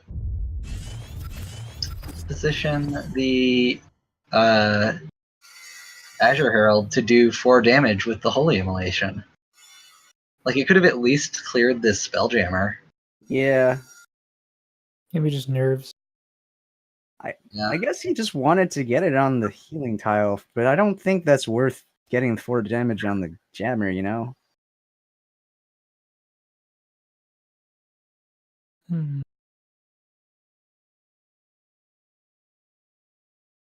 Oh boy. World of Hurt. Maybe he tried to do a 10 mana lethal.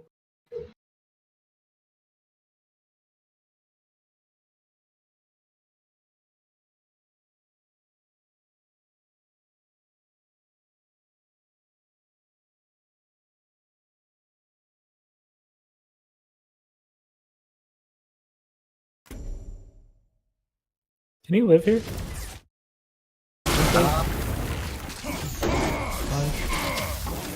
Lose a charge. No, I don't think so. If he's silver guarded plus Trinity Oath, he could have Shit. lived. Right? Yeah. Could have made it 14. I don't know. Also, if they had positioned... The silver guard, perfect yeah. protective. Yeah, that could have. Damn. But as it is, oh man. You hate to see that. Yeah. We've seen 2 missed lethals today, and only 1 was punished. So, actually, congrats to Icy. It's a very important skill to be able to punish a missed lethal like that. And, actually be able to bring this kind of game back. So. Yeah. Why is Pierce obsessed with getting everything on tiles? I don't know. Maybe he's just played enough Zeron that it's just like second nature. But Pierce is a Songhai player. Maybe Pierce just likes having access to tiles all of a sudden. Yeah, I don't know. Yeah, healing's a new thing for Songhai. That's alright. That was like I think a lot of people would have missed that lethal. Yeah, no, it wasn't very clear cut, but it's still painful if you go back through it, or if you have it streamed, or and it's dang. Later, Alplod. Have a nice nap or sleep. Yeah, see you, dude. Tiles would imply this is a positioning board game, Alpha. Careful now. We all know the board doesn't matter. Real talk. The golden law of Duelist is that if your opponent's health is red, they're almost dead. Yeah. I mean, sometimes if your opponent's health is white, they're not safe either. Yeah. That's in fewer instances is that the case. Yeah, in fewer instances. But that still is a case. Alright, let's get this going. With wow, that is one tricked out Sifron. Is it Wander? Oh, it's not Wander, right? Interesting. I wonder what it is. Allomancer in it? Oh, you haven't seen this? No, 4LW's been playing this. It's just like a mid-range Sifron list that doesn't even play grapnel last I saw. I forget if there's even grapnels on the board. It just played Psychic Conduit or something. As that, but then just also trades up. It plays Dialtus, Allomancer.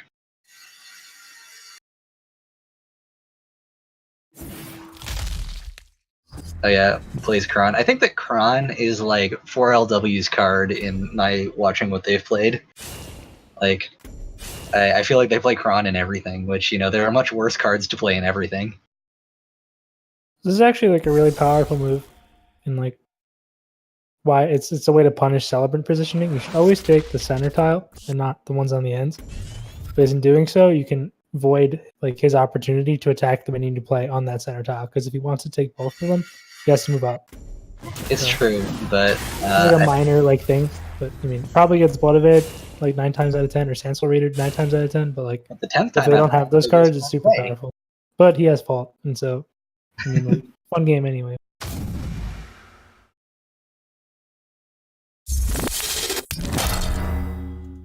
But you are correct, and that is a cool little, you know, It's like a minor like gameplay thing, but it can pay off. Yeah, and man, for 4LW's only play here is a Healing Mystic plus BBS if they're feeling exciting. Wait, I want that emote. Where do we get both sides played hard? That's subbing to Riv. Oh, let me go prime sub real quick. I'd like to show that both sides play hard. Feel free to sub to our good old Riverath.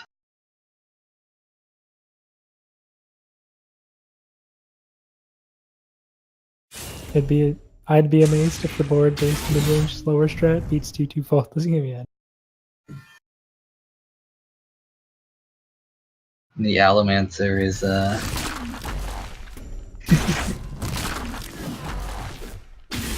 Allomancer is in danger. I mean, at least it's a 50-50 if the Ray dispels the Allomancer or if it dispels the Healing Mystic right here. But still feels pretty bad.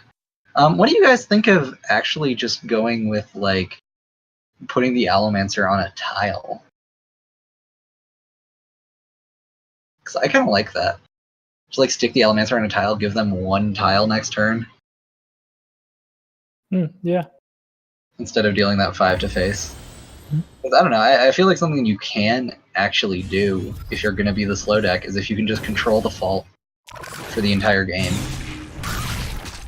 Rip RNG. What happened? Hit the Mystic?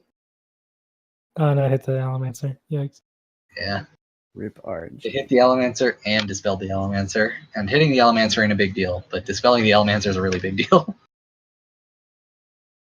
Unfortunate. Can the hit and the dispel be separated? I believe so. Because it chooses a random thing each time, right? Is it random minion or is it closest? Oh, I guess yeah. both are close or similarly close. Same So, distance. Mother Green / Hobo Trash Can Fire brings up the fact that they could have BBS the Ray, which would have been actually quite smart. Agreed. But now this is just kind of like, you know, gotten out of hand at this point. Yeah, this is really rough. Yeah, there's no way to come back from this. Replacing into Kron is not as good as Kron. Yeah, he has Kanamka as a follow-up too here and Swirler. Pretty over. Yeah.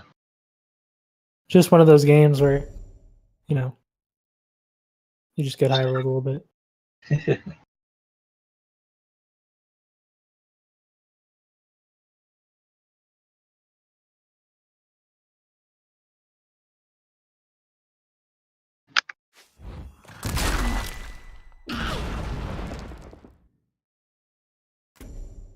Overriding the tile.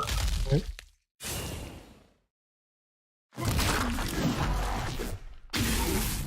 Guess you bounce the fallacies. Oh no, you bounce the Dervish. Creates your own tile. Very smart. Wow, this game's actually not over.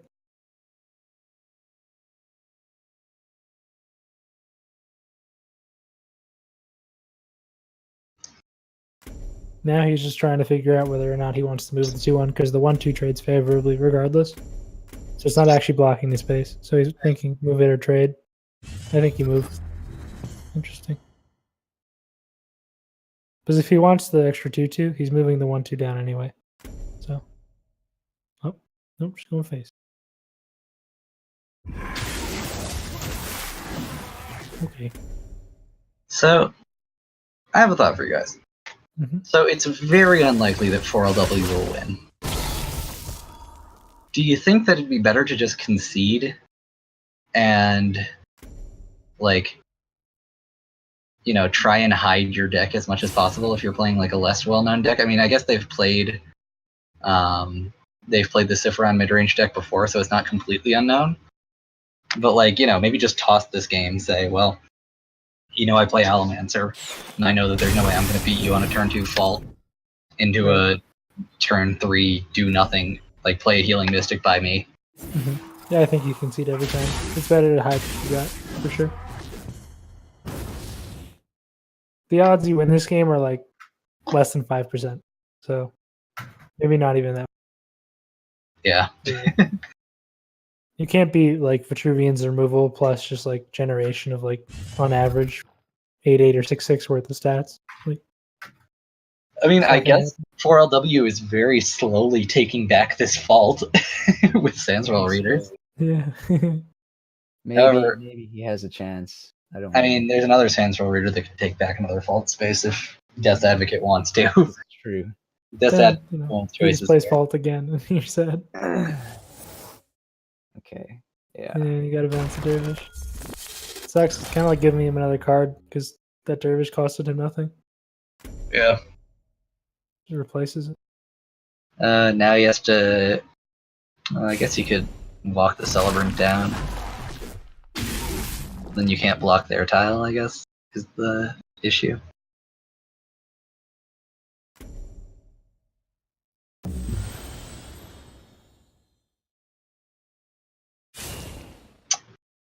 All right, Riff. That's an interesting thing, yeah. Because Death Advocate is the kind of person who does play out, or who does like look at people's lists from previous weeks. I would not be surprised to hear that he like had That is a World good of point. list up or something. Yeah, So if he's brought this list out before, then it's best for him to get some information on his opponent's deck. Yeah, find For any sure. tech cards that might be being played. You know, for such a I got bad construction position. noises going on at my house. That's fine. Man, Meltdown Town always needs more construction. Listen, it's free content. Yeah, free content. But what was I saying? Oh, he's doing a pretty great job of maintaining this game. Yeah, but it feels like it's more about slowly dying than Yeah, it's in vain. making a comeback anywhere in here. But I think he mean, should play both poop dervishes. What'd you say? I think he should have played both poop dervishes. Maybe. Put it easier. You should put another 2 power on board. Not that it really matters.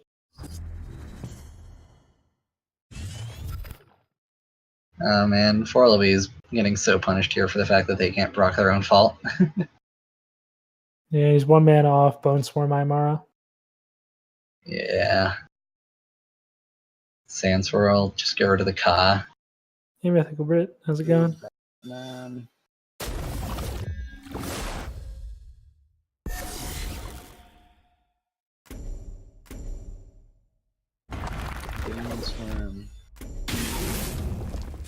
Yeah, that's the best.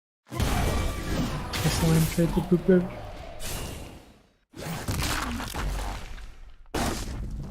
Well, you're still alive.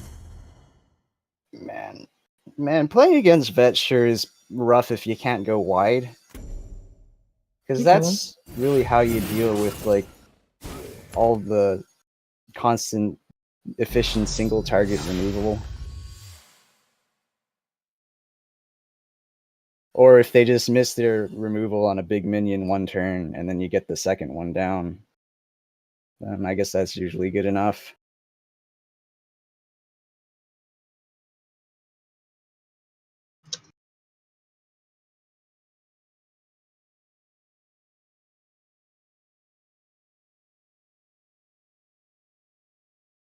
How are we doing on viewership? Who cares? I don't know. Oh, it's great. You have 50 viewers going on.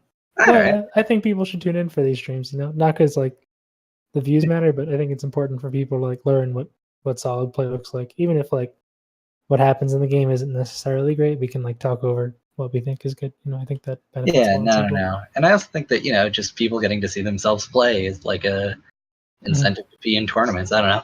I enjoy being on stream even when it means that I like screwed up and lost. It's got that kind of thing. Like, you get your 5 seconds of fame. Yeah, I don't remember the last time I won a game. So Freud confirmed never has won a game since the Spectral Revenant nerf. yep. since Cassava got nerfed, I've just been in the shitter. All right, well, let's start this up. The Dominance of Sand Robots, Part 2. Part 2. Well, there's a I think Ray, you but keep there's this whole no. hand. What do you say? From 4LW, I think you keep the whole hand. Yeah, no, I like it. Good stuff. Array, but no fault. But that's pretty close already. It's pretty close, but it's honestly the worst part. Yeah, it is. Like, you can have Array without fault and just proc it with the 2-drop, but Ray doesn't do much outside of that except ramp you into 5, which it doesn't look like it's ramp going to into do. a Conum Cod. It dies. Yeah, just throw it into the Allomancer. Easy. Saber Spine Tiger, but 5 mana. Smart stuff. If Death's Advocate wants to Blood of Air here, he takes 1 extra damage because he put it on the easy metal. Blood of Air. Yeah. Yeah. Good. So this is the thing about Fault too. One of like the things about this deck is that you can play even with your opponent, and as long as you eventually just draw Fault and you're even on board, you win. Yeah. Also, another small decision. I like that 4LW punched the 1/2 because now that they had to use their turn Blood of Airing the 4/3, they can choose to clear the Azure Herald right now, which is something they wouldn't be able to do if they hadn't punched it before. It's a nice. Yeah, I think if it's a 1/4, you punch every time. Almost every time. I have actually seen in one of these replays somebody dying because they punched a 1/4 one turn. I see. Which, I mean, technically is any game where anyone gets, like, lethal, like, exact lethal. But this one was, like, specifically a turn before or something. What Riff?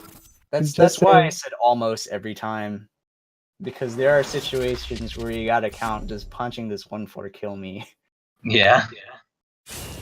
Also interesting, Death's Advocate deciding to not remove the Allomancer again, which I think might be because they still haven't found a fault, so they can't really do the like tempo play into fault Ray.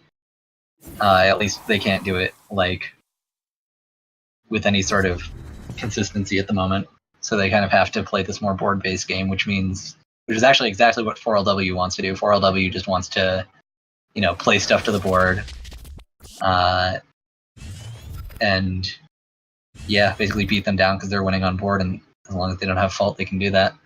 Also, I don't know if you go face here, but also I was going to say the Light Bender out of 4LW is actually pretty good at cleaning up a fault. Yeah. Yeah. No, I think you do go face here. Yeah, and I like the positioning. Celebrants are pretty good at clearing faults too, kind of, sometimes.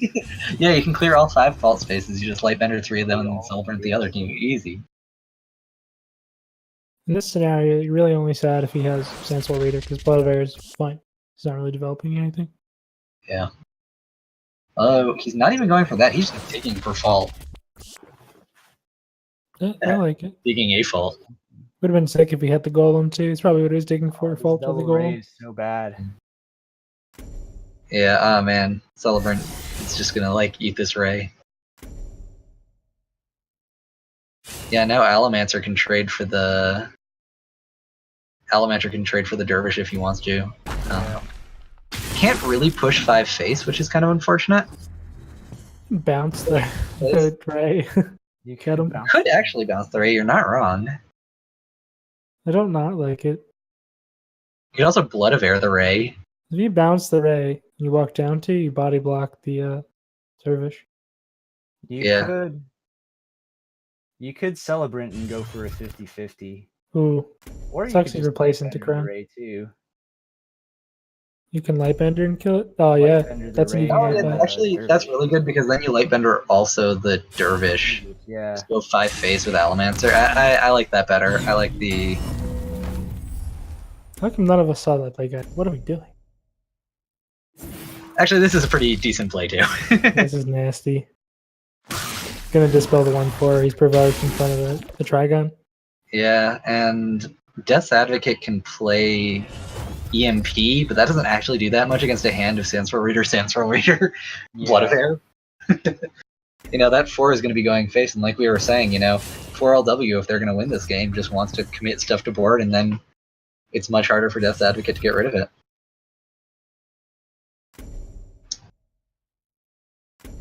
Interesting choice to go with the Blood of Air, not the Sandstorm. I think I like it a little bit better, because you don't have a follow-up. You do have Kron standing on the tile. You do have Crown standing on the tile, but I mean, also there's a bit more flexibility with Sandstorm Reader. Like, if you really want to, you could like Sandstorm Read your Trigon Obelisk to undispel it. Okay. That is true. But I don't know. I think I would have preferred the Reader because it puts a 3/3 on board, and you're trying, That could be, yeah. Yeah, that was a pretty EMP, you're right. Ooh, and this is actually, Death Advocate. Well, I guess no, they shouldn't have played it. Minor interesting thing here. He has seen Bone Swarm and has now played the Celebrant in a position so that it doesn't die. Or not the Celebrant, the Dream Shaper, Gazer, in Dream a position Shaper. that it doesn't die at Bone Swarm. However, Also- he is still pretty far behind and does not actually have a.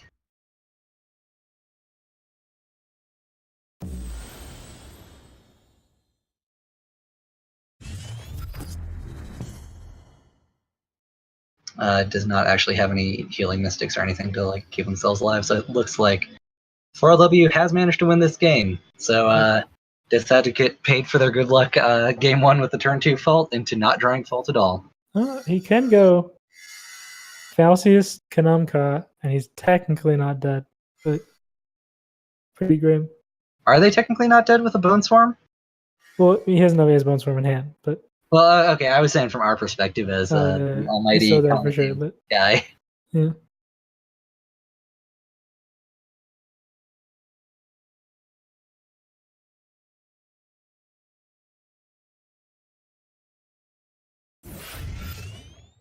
Okay, maybe there's some like body blocking thing they can do with the Condom Cup BBS.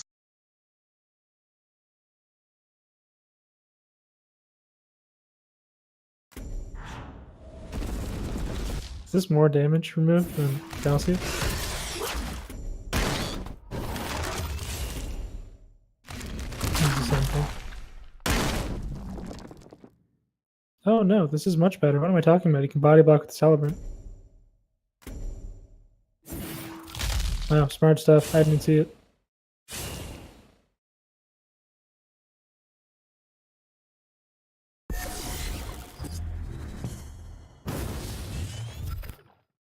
Feels dead, man. Feels dead, man. Yeah. Ooh, He's taking the nice. you don't even need dervishes. Gotta go in there for this style.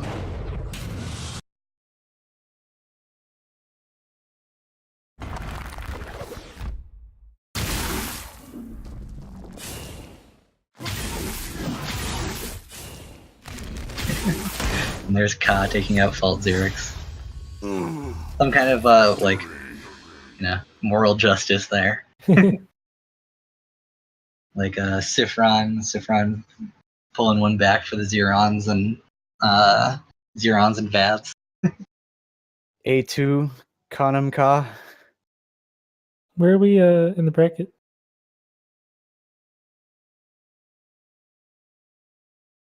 What'd you say? Where are we in the bracket? Where are we in the bracket? Yeah, like who's Week 5. week 5 out of 12 of the normal season. Oh, okay. So after Yeah, next it's not week, like it's not like there's a. There's no bracket bracket. Just like a. Is this like Swiss kind of for now and then? pseudo Swiss, but yes. It's 12 weeks of like play. Mhm. that all count to the right? Yeah. And the Is top, it just determined by win rate? Who yes, gets to- basically. Okay.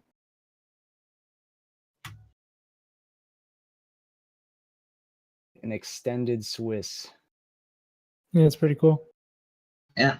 You only have to play 3 matches a week. You can play them when you want to. Easy stuff. On the Dueler on the go.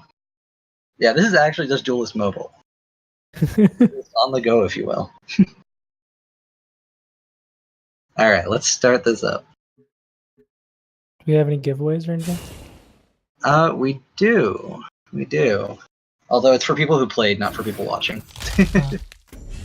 So I do the giveaways in the Discord.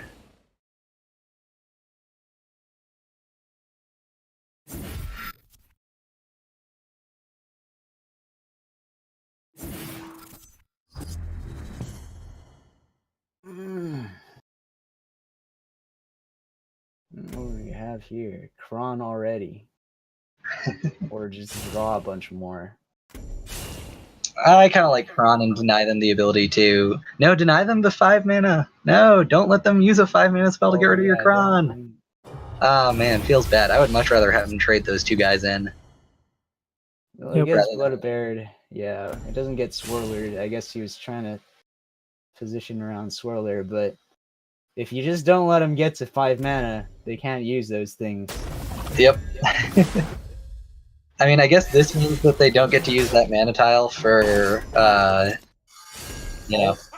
Fault. But at the same time, you could have always used that, and that would deny them from using it for Fault. What do you do now, though? Looks like 4LW is doing Death Advocate's turn 1 play. Just on turn 3. Turns out a 1 mana draw 2 is pretty good. Yeah, some have said. I think this is correct. Voice of DBS, because there's no point really in DBS in the top one. They can't really hit anything. Yeah. No, and you're fine if they trade it into your face. Yeah. That's like not what Fault wants to be doing.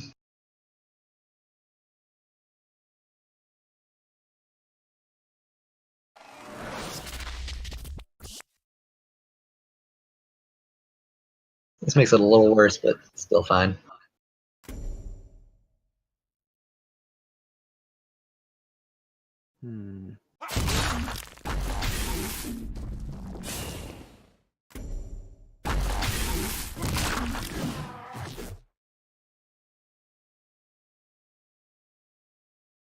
And Samsung Reader has such a dance, like it's idle into its attack animation.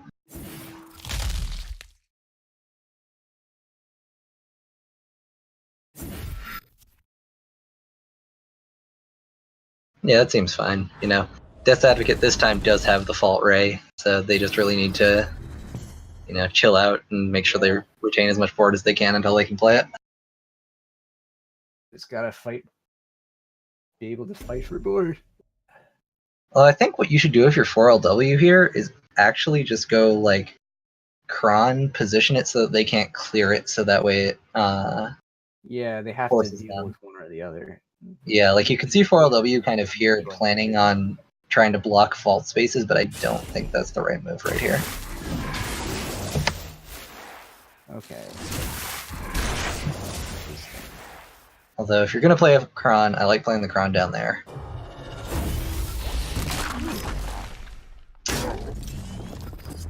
I think I like clearing the 3-1 better than clearing that. That's what I was thinking too. Well, actually no, because now they can't clear the Kron if they Fault Ray. Never mind. You're right. You're right. That was such a fast rush minion too. Just like popped up and immediately in. Alright, yeah. Here goes the fall. This is probably fine. I hear Fault Ray is okay.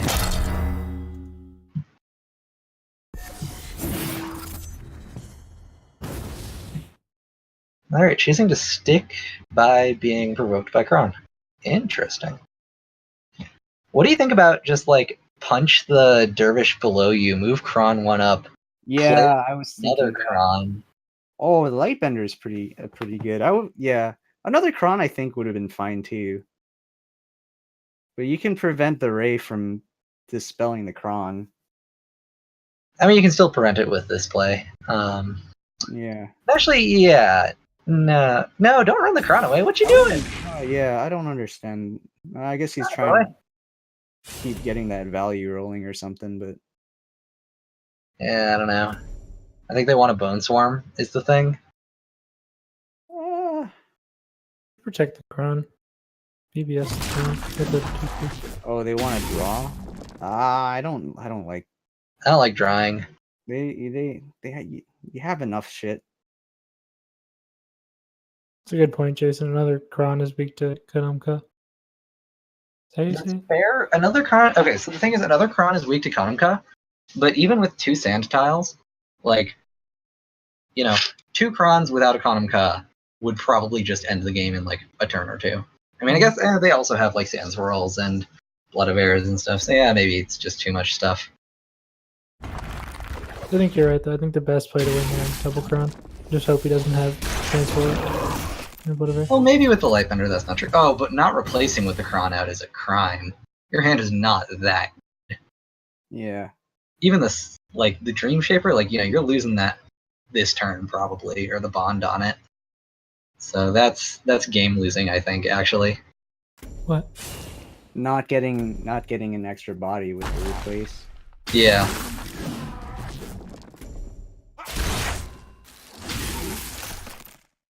Yeah, choosing not to replace is pretty brutal right here.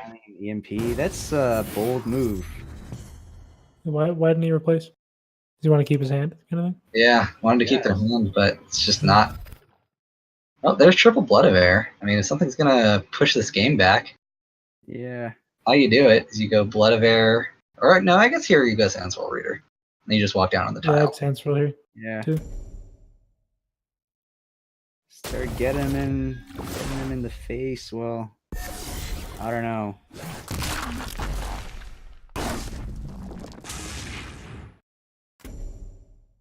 I like the use of Sifron's BBS there.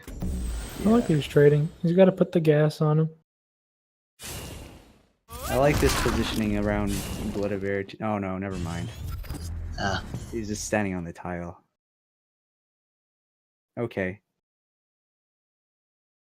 I guess this works. Yeah, no, I agree with Riv. I think that smorking was more correct than trying to cover these tiles. I don't think they're doing that much right now. That's exactly my thought. Yeah. I mean, obviously the punish comes off of the second fault, but still. Like, it's going to be so hard to manage these faults. So the thing about Lightbender and how it can be good against fault in my mind is that it doesn't beat fault outright. It slows it down. But slowing something down, it is still going to outvalue you if you aren't able to, like, just grab the reins and go ham. Just Boon Swarm and Kron and get in his face. I guess, well, the Ka's gonna come. Like, if the Ka's gonna come down, like, there's nothing you're doing about it. It's over already.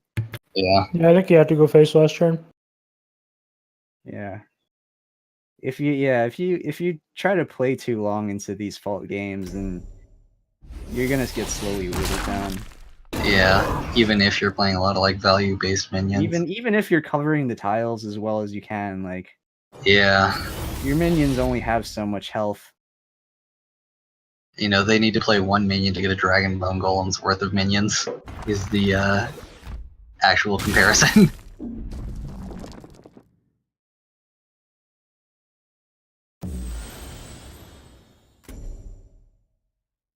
Death's Advocate isn't actually able to proc the fault here. I like the strategy from 4LW. Now he's able to proc the fault. Yeah, it's got the Falcius. Yeah, this is pretty brutal. I kind of feel like you should have played or you should have hit the 2/2, and then just thrown your 4 damage into the. Try and clear the board as much as possible. Nah, you're fine. You're fine. Interesting. Both of them have Falcius, which is a card that is less seen now than it was. Yeah. This is still pretty good. Yeah, and they're gonna It's bounce. much more niche now. Yeah. It used So to be this is just actually like a the very answer all play. thing too. Can we talk about how beautiful this play is, where you block the tile, bounce it, hit all 3 other tiles? That's just kind of there's a very aesthetic feeling right there. He's still dead.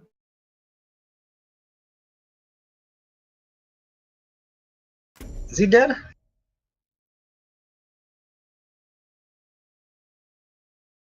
think Bones for Mystics is better. Cover both tiles. I mean, 4LW still seems to be on this plan of beat the fault, which,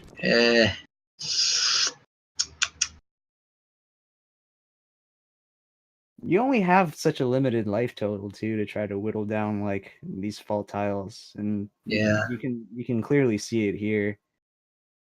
yeah. Ka is still lethal. Yeah, Ka is still lethal this turn because they can just run the first dervish into the face, Yeah. BBS, Ka into the 3/3, Ka over an attack. So this is lethal. Oh, he gonna miss it. Yep. Gosh dang, all these missed lethals.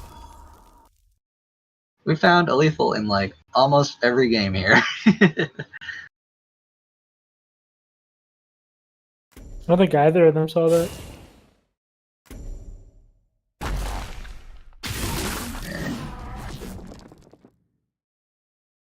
It is pretty. I gotta hand it to 4LW. It's pretty impressive that they've been able to live through, live through 2 faults and have Death's Advocate at only 1 tile. You know, I still definitely put this game in Death's Advocate's favor, but you know, props on him for really toughing it out here.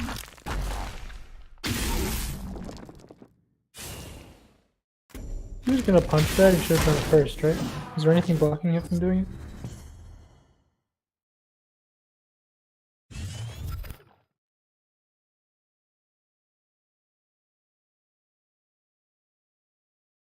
You think he can win? Maybe from this position, yeah. Maybe. Maybe, but like looking at their hands, I think Death's Advocate is still in the driver's seat right here. Yeah. And you do what? You go 5, 6, 7, 8, 9. You can play all the cards in your hand if you're 4LW, and I think that's actually what you do if you're going to have a shot at winning.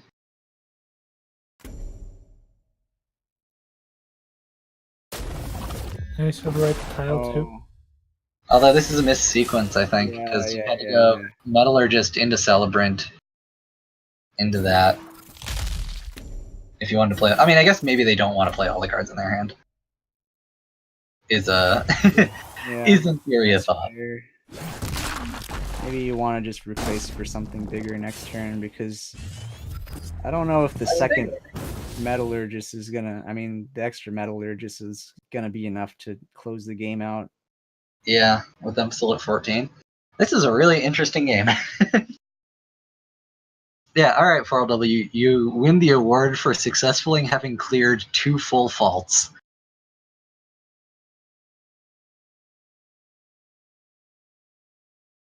Oh man, this is the battle for the poop tiles. Yep. I mean, Aymara is a really strong card right here. Yeah, especially since Death's Advocate just nonchalant, you know, just casually toss out the swirler. Rips the EMP too. Oh yeah, that EMP though. You're right. Doesn't that make us game? I know we can trade the dervish. The EMPs, is he still dead?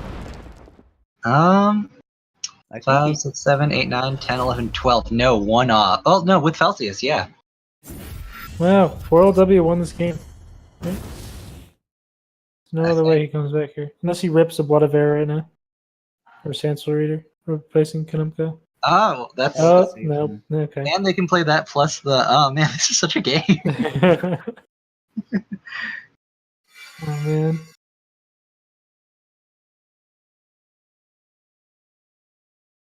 Wow, this has to be like a game for the books. This kind of comeback is 1 million. Yeah, well, comebacks on, like, both sides. This has been, like, a very back-and-forth game, which I feel like in itself is like, pretty rare, you know? Mhm. I will say, both of them requested this match. In terms of, hearing that it was good before it happened. Dude, that's a bad replace.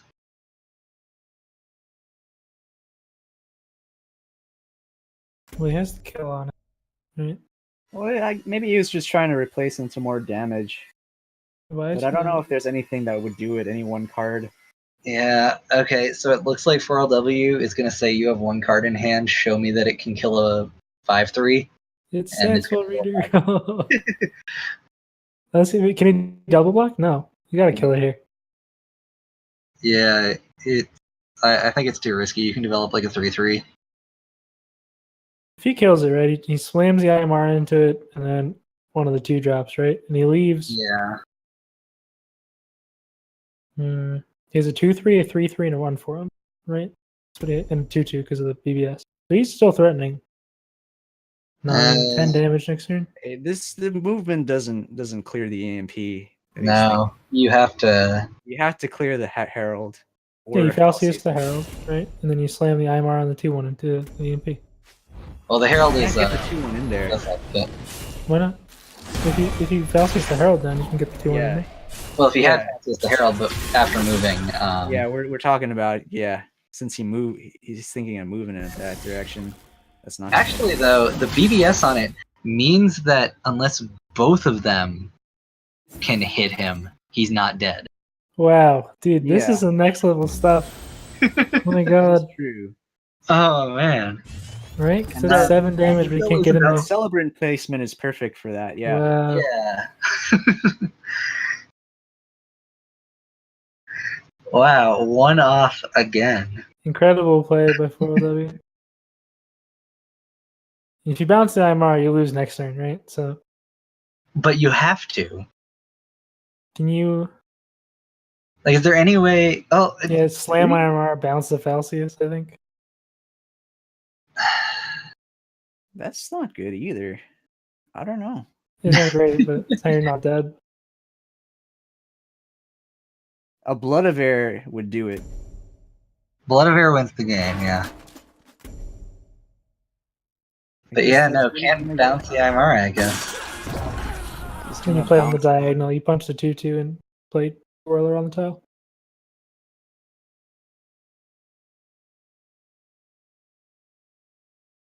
Guess he's just gonna bounce the Falsius. Or I guess you could bounce the... Also, a relevant thing is that now Death's Advocate can move off of the tile and get another Dervish. Yeah. Okay. Yeah, not gonna Oh, the bounce tile's the his? Falsius. Oh, I didn't realize that. That's acceptable. I was thinking maybe bouncing the Falsius wouldn't have been... Ooh, a Blood of Air. That is gonna be lethal. I don't know how many Blood of Airs has Death Advocate played. How many have they drawn this game? I mean, oh wait, that's Death Advocate's Blood of Air. Okay. Yeah, no, it is not 4LW's Blood of Air, but I believe it will end the game either way. Hmm.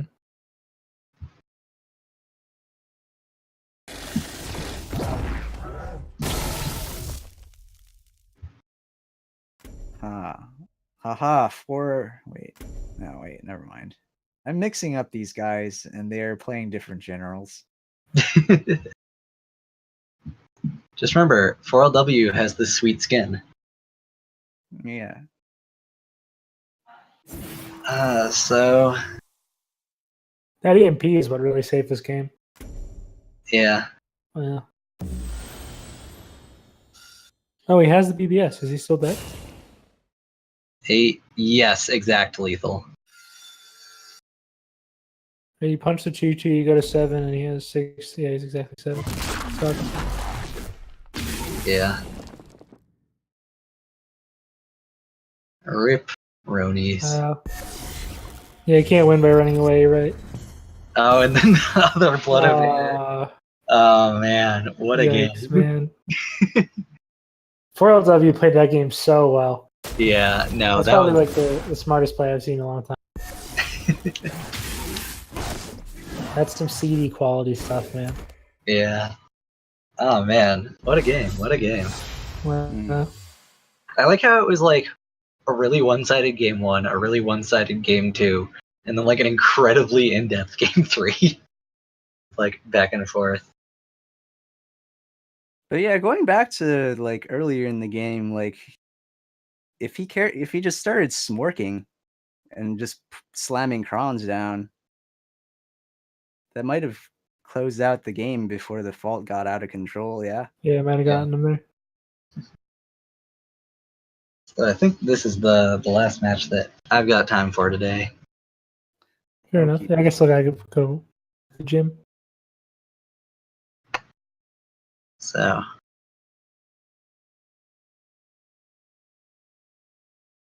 and it is between Riverath on their spicy new deck. Spicy and new. And when I say spicy new deck, I mean Riverath is not playing Wanderer Ragnora. Not that their deck is that spicy or that new. In fact, I believe we've already seen the archetype played once before today. It's just not what he's been playing for months on end. Yeah, no. So, to Riv, it's spicy and new. Yeah. But, all right, let's get into this. Egg Ragnarok versus what? Is this We're like assuming Fault Vet. Fault Vet? Hold on, I'm gonna go take a nap. So, yeah, I know that last game. That last game was just where you wanted to end on Freud. In terms of the archetypes, but I actually think that Egg Ragnora has a pretty decent matchup in this match. They don't need that much space to get in, and they just like burst people for like 15. Yeah. Oh, this is the cheap stuff. This is a pretty okay turn 1. Yikes. Wow. They only played like 4 cards, drew 3.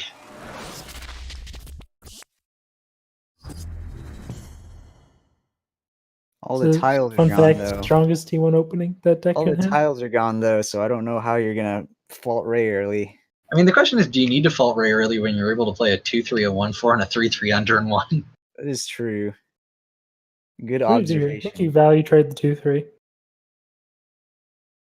Because if you do that, you leave the young Solithar where it is. He has to. Can't reach with his general, right? So he has to put the 1-4 and the 3-3 into it. Looks like Riv's using Zoetic Charm here just as a clear the 3-3. Stuff. Yeah, I like this too. I guess clear the 2-3. Yeah, it still has more relevance. And And a Riv, solid play. Contest what's on board. yeah, and Improbable Blob can't actually clear Oh, either man, of the this hand Silithars. is awful. Yep. Well, I guess somebody's getting rid of a charm. Yeah. It's also a smart play because you force the celebrant to die in the process of clearing the artifact, or you force him. Like it depends on what he wants to do. Because the general and the celebrant are in the way of the young Silithar from both of them getting in on the young Silithar. So he's keeping his board alive while like forcing Blob to pick. Yeah. It's actually like a much smarter play than it seems. Yeah. That wasn't a good explanation. Some next level positioning going on here. I gotta get better at doing that. I have it in my head.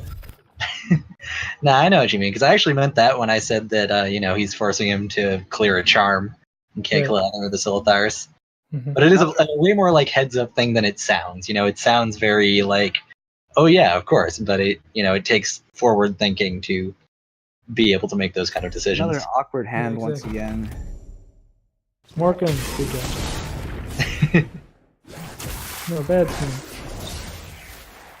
Yeah, you Freud just only likes smarting the lance. good Good. smart. Make the egg. Yeah, egg and then lava lance, and lava lance is still a broken card. And then what does blob do? Like blood of air, a Silithar into a Silithar? Because Riv did set it up so the blood of air can't put a Silithar into an egg. So the Ripper is going to hatch unless they, It's funny, Lava Lance was never broken until Magmar got on-demand access to cheap eggs that are also really good. that are also game-winning little shitters. Yeah, that you literally lose the game on 5 mana if you leave one alive. Yeah. From 15. Yeah. Something to be said about the power level of a Ripper. It's gotta feel bad, man, for Yeah. him. Yeah. Although it was the best Oh. play I think that Blob could have had. Turns out everybody has garbage hands. Ah, Nothing too garbage. value. See, Freud, there's even more Smork. Yes, Even more good. Smork. After Exactly. my own heart. Smork. I'm surprised no one's brought aggro Eva to these tournaments. Smork the Bork. There Just were a get bunch 'em. aggro Ravens week 1, and then they almost all just stopped. They do well. Ah, yes, the fault ray. Yeah, but this ain't the prettiest fault ray. I mean, this is going into a Mecanter. Yeah. Which is not really where you want your fault ray to be going into. Ripper should just be wrecked. Then everybody plays Thunderhorn. I actually don't know what Ripper should be changed to. It definitely needs to be changed. Smart? Great. Oh, good. Good smart. Good Smork. Just hit him with Mecanters until the He's game's got the Mecanter over. follow up, puts him to 4, Yeah. knows he's going to kill him next turn. Doesn't have enough power or really utility on board to manipulate it so he doesn't die. Yeah. Yeah, this game. And I will say, to Riv's credit, River has been playing Wanderer Rag this entire time and then decided to switch it up. And, suddenly a deck that's a much harder matchup can become a much easier matchup. If Blob brought this with the intent that Riv was going to be playing Wanderer Ragnora, and all of a sudden, he's just facing a ton of combo damage. This is no, medium to slow Wanderer deck. This is a just face smash and rag. There wasn't even that much combo damage in this game. There's They just got in there with the Silithars, yeah. getting in there with minions and Mecanters. Just standard attack. Does he have a kill on the oh, he hasn't played any mana yet. He played 1 mana. What did he do with 1 mana? First wish?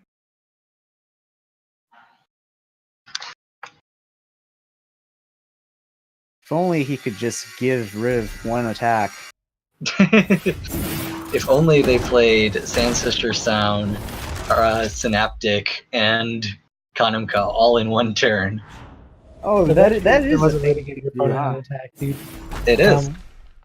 Can you give your opponent 1 attack? Yeah, because you Synaptic Sand Sister, and then your opponent Yeah, I gets forgot about Sand Sister. I was thinking about that for a long time and never. Okay, that is the missing piece of the puzzle. However, this puzzle seems to be a Mecanter to the face. Yeah, Well played game by Riv. Super tight game, too. Yeah. It's interesting how beatable Fault feels if you play a really tight, aggressive game. yeah. Which is hard to do for a lot of people, just because, they don't have the experience. But if you're able to, man, does it just feel like you are bullying them. Dude, if That we're being bullying Wanderers and Faults, I'm all for it. I think aggro is worse against Wanderer than it is against Fault. Definitely. Agreed. Like, I've been touting this for a while now, but I think just like, big minions is how to beat Wanderer. I think Titan and Ox are probably two of my biggest picks for like good against Wanderer decks. Fun fact: Alright, let's start this up. Riva has been doing pretty well. Well, there's a difference between experienced Wanderer players and not experienced Wanderer players. Not experienced Wanderer players, you tend to be able to aggro down pretty well. Experienced Wanderer players usually can play defensively well enough to stop like aggro from doing nearly as well, and sometimes combo. All right, let's get this going.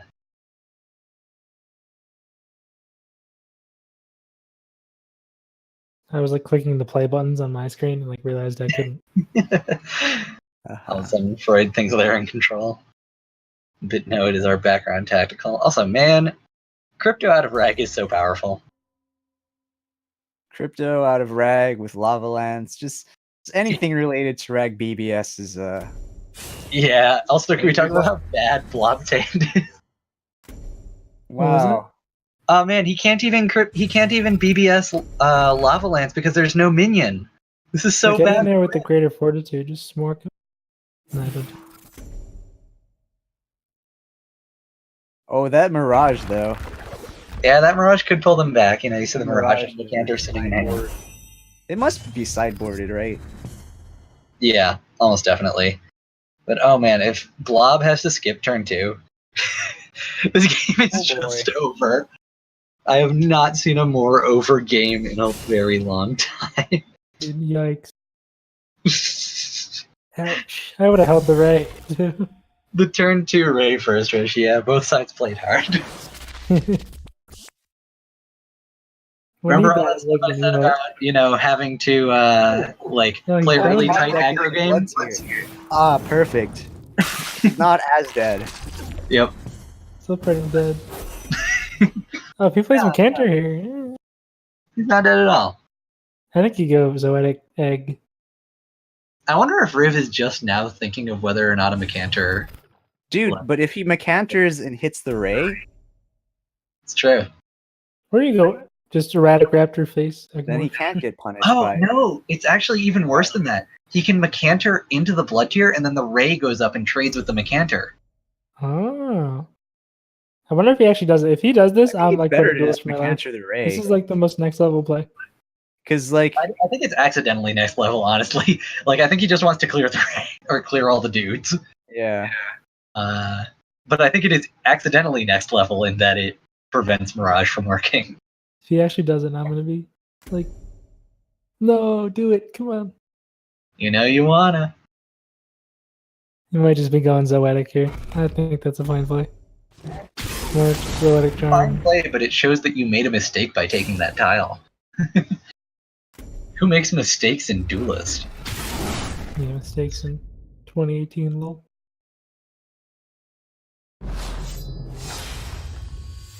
Doesn't Ray just... Oh, it doesn't die. Interesting. Yeah. It's also interesting that Riv doesn't actually have any buffs for the Ripper. So it is less dangerous than it might appear. That being said, Blob is certainly not ahead in this position. Though they could clear the board with Stars Fury. Yeah, Stars. If they just punch with the Blood Tier, Stars Fury. Oh, no, they're going to clear this. I think I like clearing all the eggs for. You can still clear all the eggs. Actually, they can clear all the eggs and the charm, but leave the Oh yeah, you're right. Actually pretty good. Just, yeah. Oh, no, they're not going for clearing all the eggs. No, this is... Oh, no, they are. I forgot the flash field goes off the last one, so they still can. Yeah. No, that was good. I would have moved a little more out of the corner there, but... Kujata. Good smart. Freud confirmed good smork. Man, Blob has almost brought this back to looking like a game that might be played. Wait. Not quite, but almost.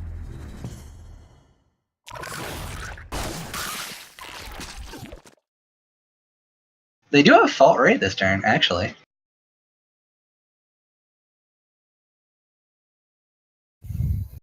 It's like an interesting mind metagame here. I think Riv has an idea that Blob Tech If you fault Ray, then you just stand right where you are. Mirage. Yeah, no, you keep Rag in range of that Fault. And then you hope to, like, and just close the game out with, like, a Star's Fury. Yeah. I think he's thinking he's dead if he has combo in hand. Yeah, but, like, you know, this is how you win. I mean, you Yeah. can't just play around combo for you can only play around combo for so long. He also Right. just doesn't have a better play, right? Yeah, he also just doesn't have a better. You're right. Oh no. Almost dead. Dang.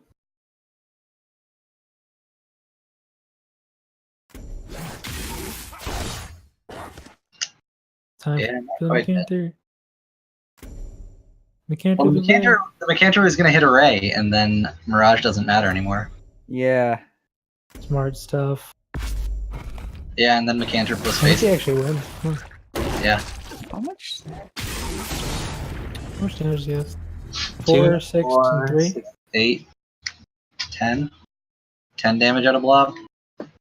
Yeah, that's GG. 6 and 3. Yeah, 10.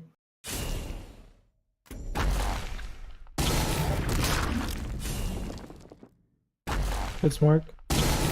Those two happen every time.